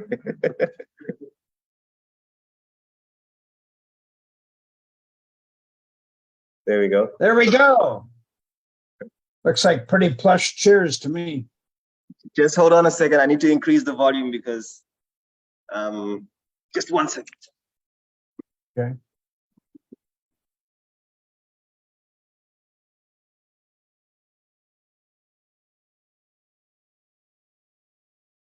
Okay, say something again.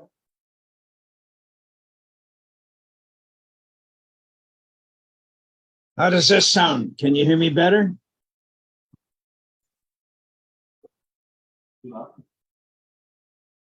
How's the sound? Can everybody hear me clearly? Raise your hands if you can hear me clearly.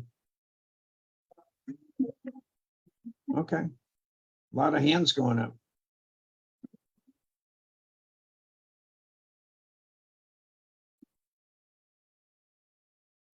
Have any of you attended any of my seminars I've done in Botswana? Nobody? What a sad thing. Okay, tell me when to begin. You're good to go. Go ahead. Pardon?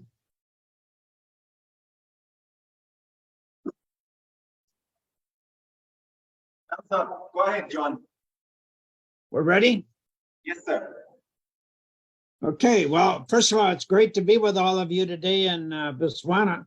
It's one of my most favorite countries. I love Botswana. I've been on several safaris in Botswana with wilderness. Have any of you been on a safari with wilderness safari? You know, it's the most customer service driven company in all of Africa, and they're in your backyard. They're headquartered in Gabon. So if you want to experience heaven a couple times in your life, or at least once in your life, you should sign up for one of their safaris because they are the most customer-centric company in all of Africa, right in your backyard. And I talk about them in all my seminars. I was just on a seminar with, or a safari with them in Zimbabwe in in December of this last year. So we got a very short period of time. So there are three core things that I talk about. Number one is strategy. So if you want to own and dominate the market in Botswana, whether it be government or the private sector, you got to understand the service strategy. The number one reason most organizations are not customer focused and customer driven is they don't understand the power of the strategy. The strategy is how do you rapidly grow your business, whether you be government or the private sector. I'm working right now with Zambia, the government, to help them become the most powerful country in all of Africa. Okay. The gross per capita income in Zambia is about $1,100. In Singapore, it's about $75,000. So the upswing in terms of economic growth can be huge if you really understand the service strategy. Number two is you got to have leadership walking the talk at all levels. Okay? Can't just be the CEO, but it's got to be the entire leadership team. And then third is you got to have the tools to train and develop all the staff. 99% of all the customer contact with your companies is with frontline employees. Most of you are probably in some kind of a leadership or executive role, but the person that touches the customer every day is your single most important person. That person, regardless of where they live in the world, is the least trained, least valued, least appreciated. And yet they have your customer in their hands. So if you want to have more rapid growth, if you want to take Botswana to another level, if you want your business to be like a wilderness safari, then you need to train and develop your staff. And Nef-Aid Solutions, they've been to Minneapolis, they've been certified. And by the way, all of you are also welcome to come to Minneapolis. Our next certification seminar is in May 20 to 23, 2024 in Minneapolis. Nef-Aid can get you here if you'd like to, and we'll prepare invitations for you if you want to come.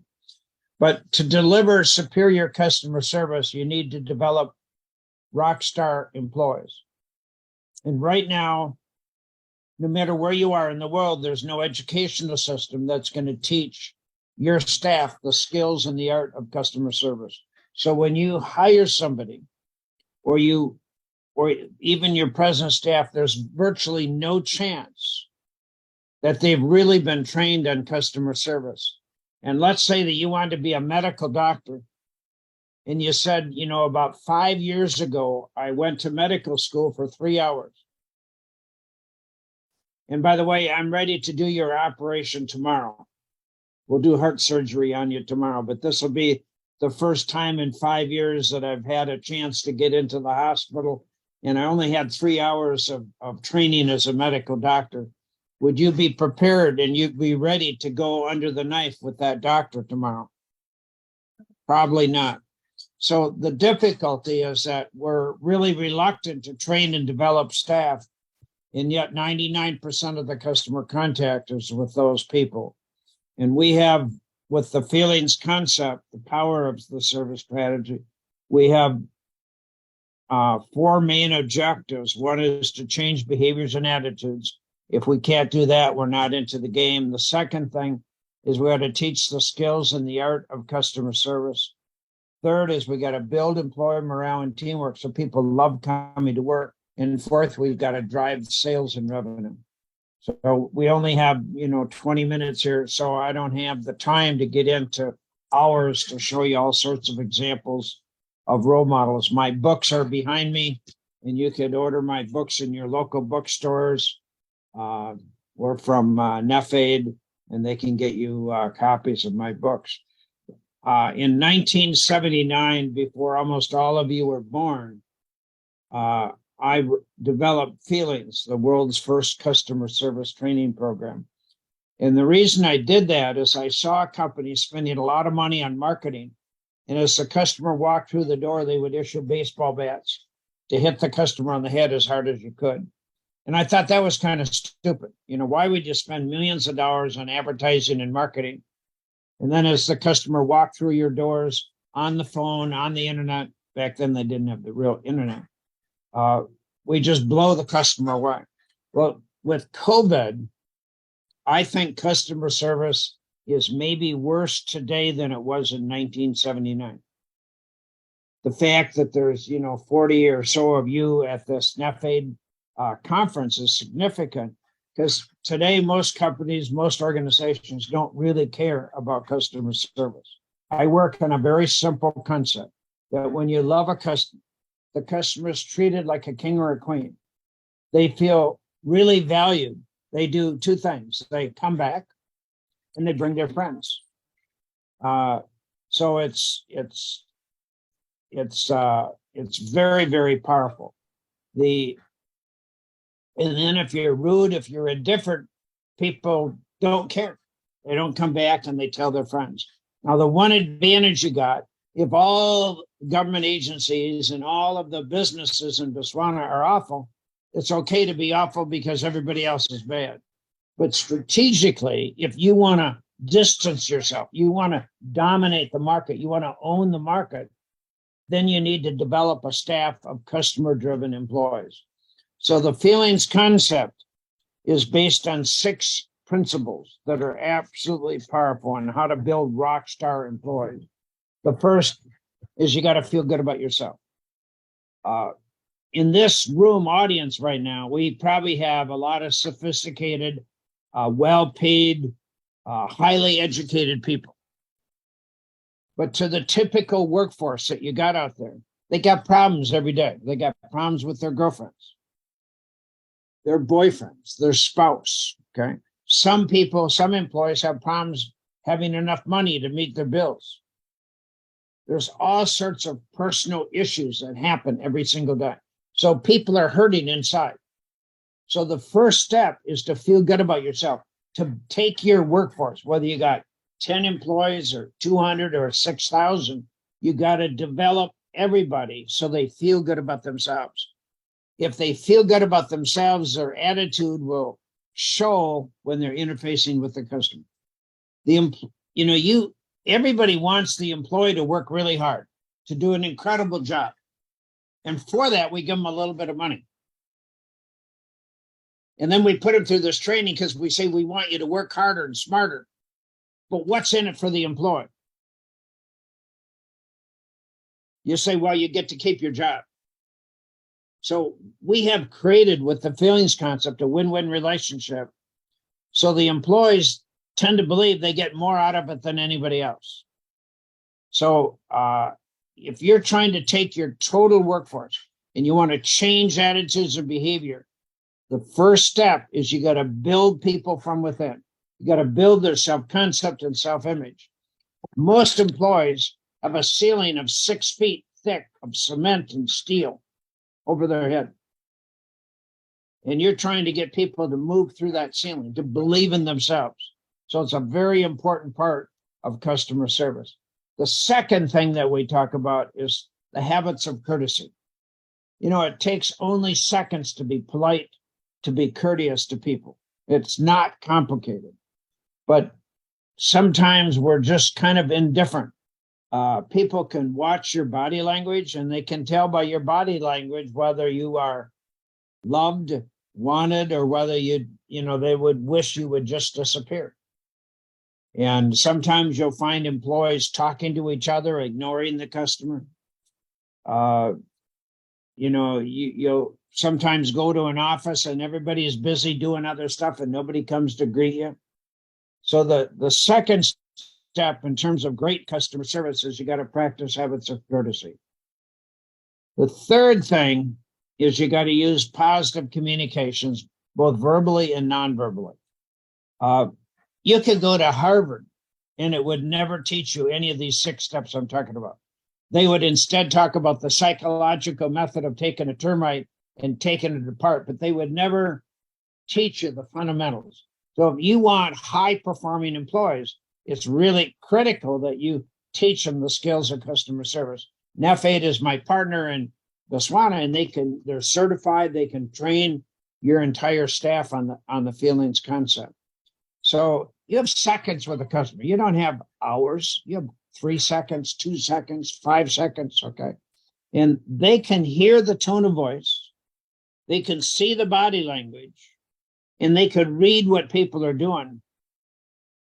And so you want to make sure that you are teaching your total workforce these skills of positive communications.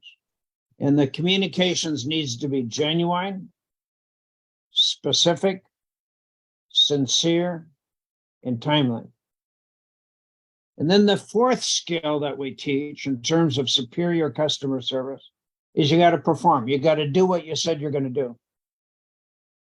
You could be the friendliest person in the world, the nicest person in the world, but if you don't do what you said you're going to do, you have bad customer service. And so a lot of times people say, I'll call you back, or I'll send it to you. The question I have for you is, do you believe people? When people say, I'm going to get back to you, do you really believe they're going to do that? So I don't know about Botswana, but in the United States, employees lie like mad. Probably not in Botswana. You're a good Christian country. You even said prayers before you started this conference today. But I trust employees very rarely. I just think they lie like mad. They'll do anything to get rid of the customer. And so you got to be very, very careful. It's just common for people to lie, maybe more so in the United States. So you got to deliver. You got to have execution. One of the strengths of Amazon, the most customer-driven company in the world, they have flawless execution. When you order something, it gets shipped. They just have complete execution. The fifth thing that we teach in the feelings concept is you got to really listen and tune into the customer. Pay attention to what they're saying. The problem is that most employees are so busy talking, they don't bother to listen. When you show you care and you really tune in and you hear what the customer wants, you can be far more effective. And I was at Best Buy, the largest electronic retailer in the world, at their flagship store right next to their corporate headquarters about a week ago. And and I have an account there, and it goes by your phone number is the way they pull it up. 3 times I told the employee my phone number. 3 times he was unable to find my account. So I said, can you get me a supervisor? The supervisor came in about 3 seconds. My account was open. Okay. I believe the first employee had trouble listening. He was probably thinking about his girlfriend and didn't really focus on what I was telling him. Okay. So then I told the manager, who did it, I said, I don't want to work with him. He doesn't know what he's doing. And the manager said, well, you have to apologize to him for saying that. I said, I'm not going to apologize. The guy doesn't know what he's doing. He's incompetent. He's standing right next to me, both of them. And then the guy said, well, if you don't apologize, we're not going to let you buy here at Best Buy. So I walked out. I mean, it's about as dumb as you can get. So the sixth step that we teach, what this guy was also very bad at, is learning about your products and services. I think when you are on the phone, you're talking to somebody, or you are in person or on the internet, you can tell in seconds if a person really knows what they're talking about. And I think that the vast majority of time, employees have no idea. They just show up. They don't understand the variety of products and services that you have available. So somebody that really knows your business can be very, very effective. I went into Best Buy to buy a birthday gift for my son because he lost his previous headsets. So I just wanted to buy the same one again. And the employee didn't know, wasn't listening, I don't think. Didn't understand his job. He was maybe new. I have no idea. Okay. And So I don't understand why companies like Best Buy, they have millions of dollars in inventory in their stores. And they spend a lot of money on marketing. And then, I find and they just spent in this store, they just spent several $1,000,000 remodeling the store. Totally new design inside the store. Prime location. What they didn't do is spend any money at all developing their staff to be customer driven. They just hire people, okay? And they put them on the job. Doesn't matter if they don't know what they're doing. And then they wonder why people like me get frustrated. And so what I did is I left the store and then I went to Amazon and I just bought it. It only took a few seconds for less money. And at Amazon, they like my money. Best Buy apparently doesn't need my money. Okay. And so there are 6 steps that you need to master if you want to develop rock stars. This is the feelings concept. Millions of people all around the world, including Botswana, Zimbabwe, Zambia, have gone through feelings.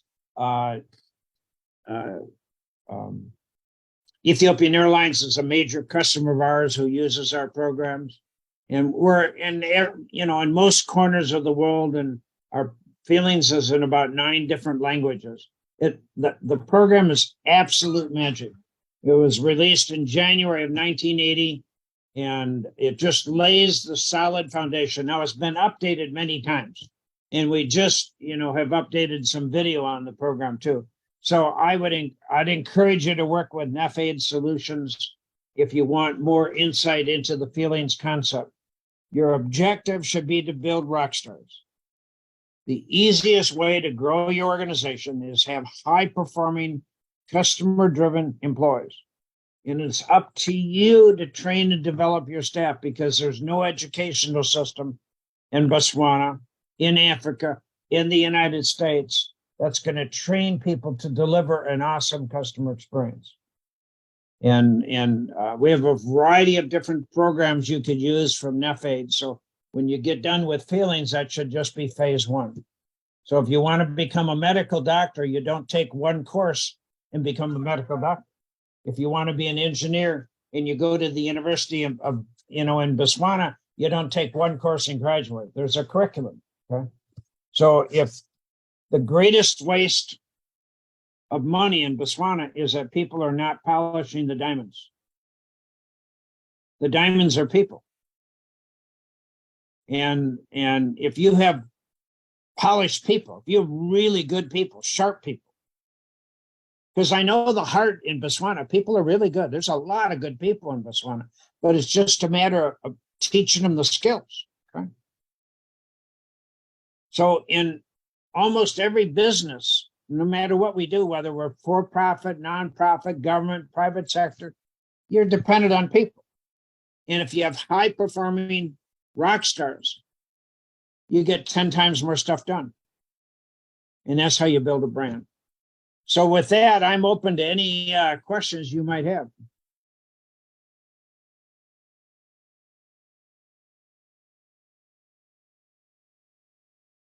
Anybody have any questions?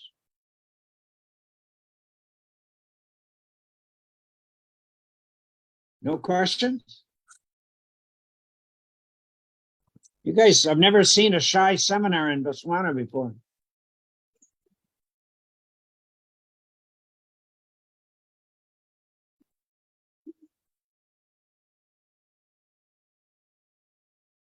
Okay. Well, if you have no questions,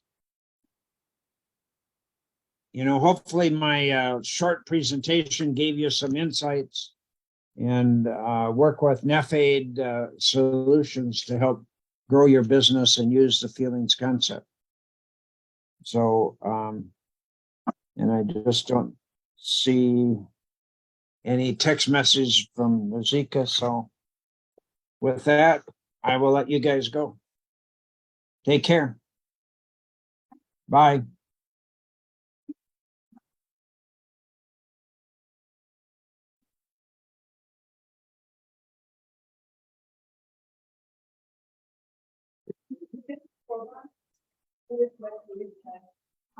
We lost him before we could even, give our regards and thanks.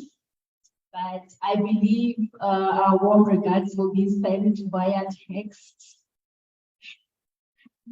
Yes. I don't know if you have a comment or a question from what John shared with us, but from what I picked, I feel it's of great importance that I mentioned what I'm going to share with you just now. But I do believe that it was an emphasis generally on what our panelists have been talking about, the issue of attitude from the service provider to the customer and how the customer responds. The fact that they say the customer is always right, sometimes it's an issue of how we respond to situations and how they differ. And I think it's important to mention that Nef-Aid, as some of you may already be knowing, they have trainings or capacity building that they do for service providers. And if you have a look at the back of your program, you get to appreciate some of the courses that they listed specifically and the duration. Most of them, they take just 1 day. So guys, to make it a point that you empower yourself, you empower your teammates, such that how to work a service provision, how to work a customer service, that you guys have a better understanding of that. And with businesses coming down to entrepreneurship, you realize that most enterprises, the strongest will that they have, or the strongest marketing strategy that they have, is word of mouth. People share their experiences, and it's with those experiences that they share that will make the next person want to actually visit your enterprise or be your next customer. So just to wrap it up, since we way behind, I would like to have just any representative from Nef-Aid to come and give a vote of thanks. Patsy, is it going to be you? A round of applause as she walks up to the podium.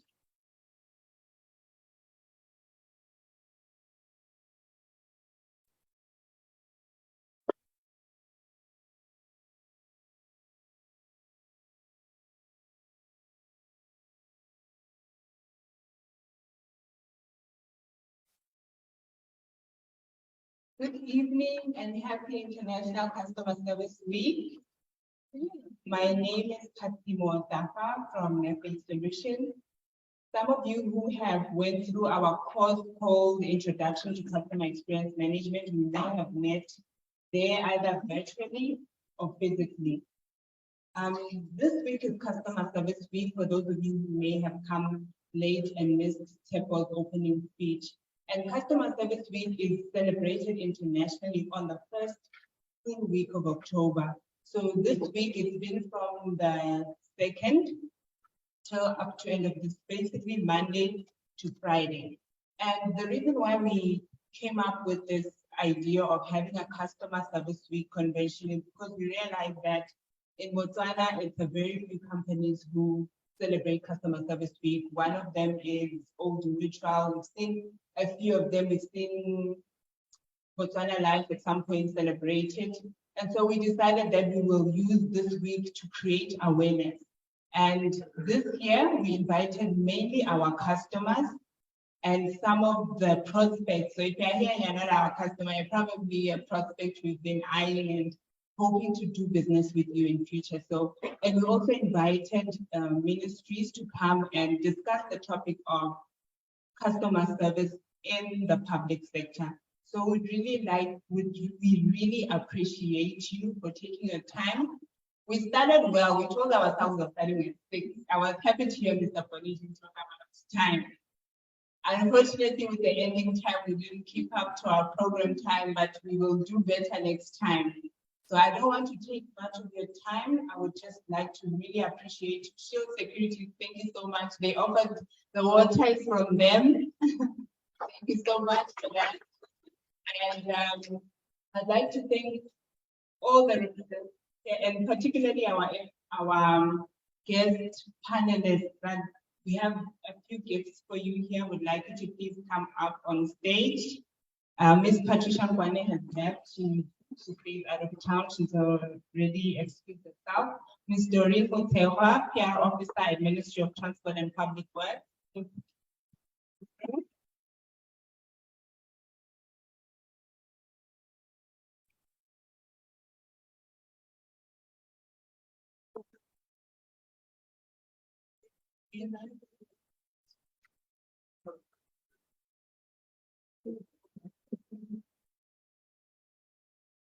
Okay, Mr. Bonnie Jim, Director of Productivity and Competitiveness, Ministry of Transport and Public Works. It's productivity and competitiveness, sorry. Everything is declared. So if you let us know tomorrow.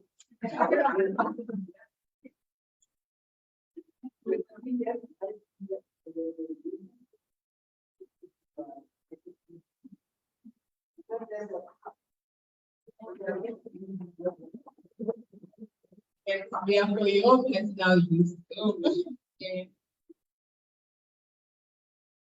And then comment and support.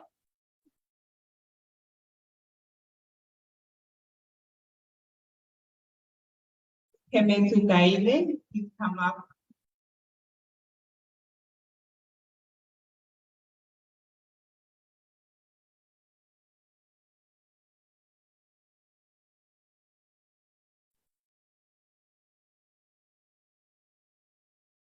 Thank you so much. The discussions were very insightful. We learned a lot.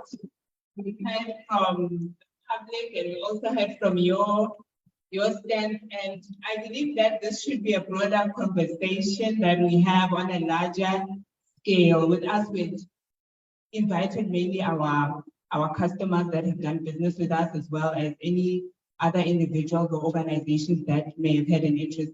I'd also like to thank our media partners who are here with us today. Thank you so much for coming through. I know Guardian is here, Women to Women. I don't know if there's anyone I'm missing that I may not be aware of. Yes, who's here with us? CEO Africa, yes, and Luke, UB Radio. Thank you so much for coming and sharing this day with us. Time is really gone. I apologize for any late. I respect time. So please, you are welcome to depart. There's some cake before you go out.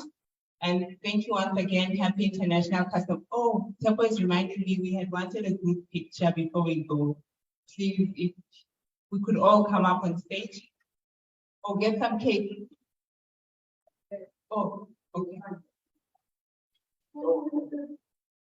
They should come on stage. Okay.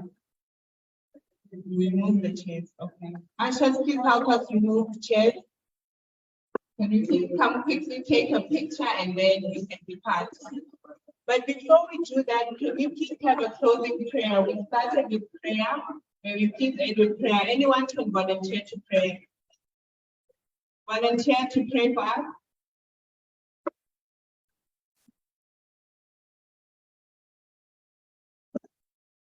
Okay. Oh, I have to pray. Father, we thank you. We thank you for the end of the day. We pray for our protection as you have protected us from the beginning. We cover all the rules and all the members that are here with your blood. In Jesus' name I pray. Amen. Thank you so much.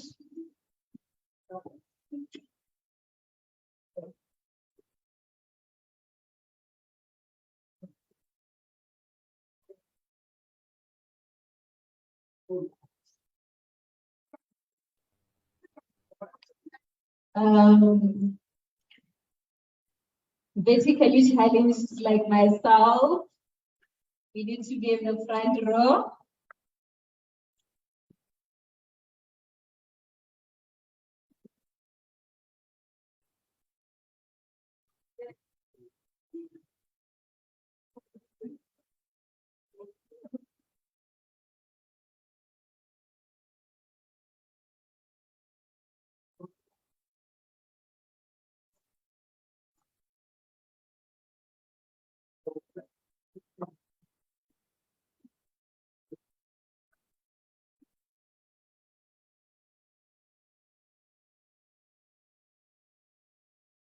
make sure like 10, 15 years from now, it's not about this moment.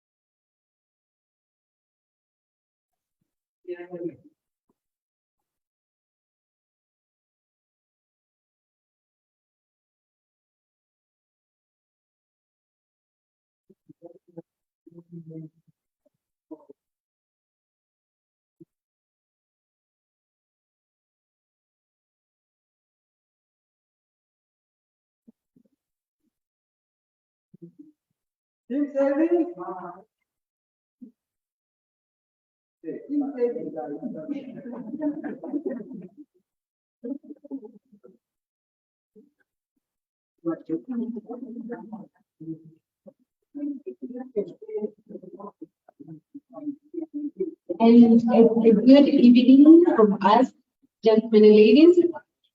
There is cake as you step out.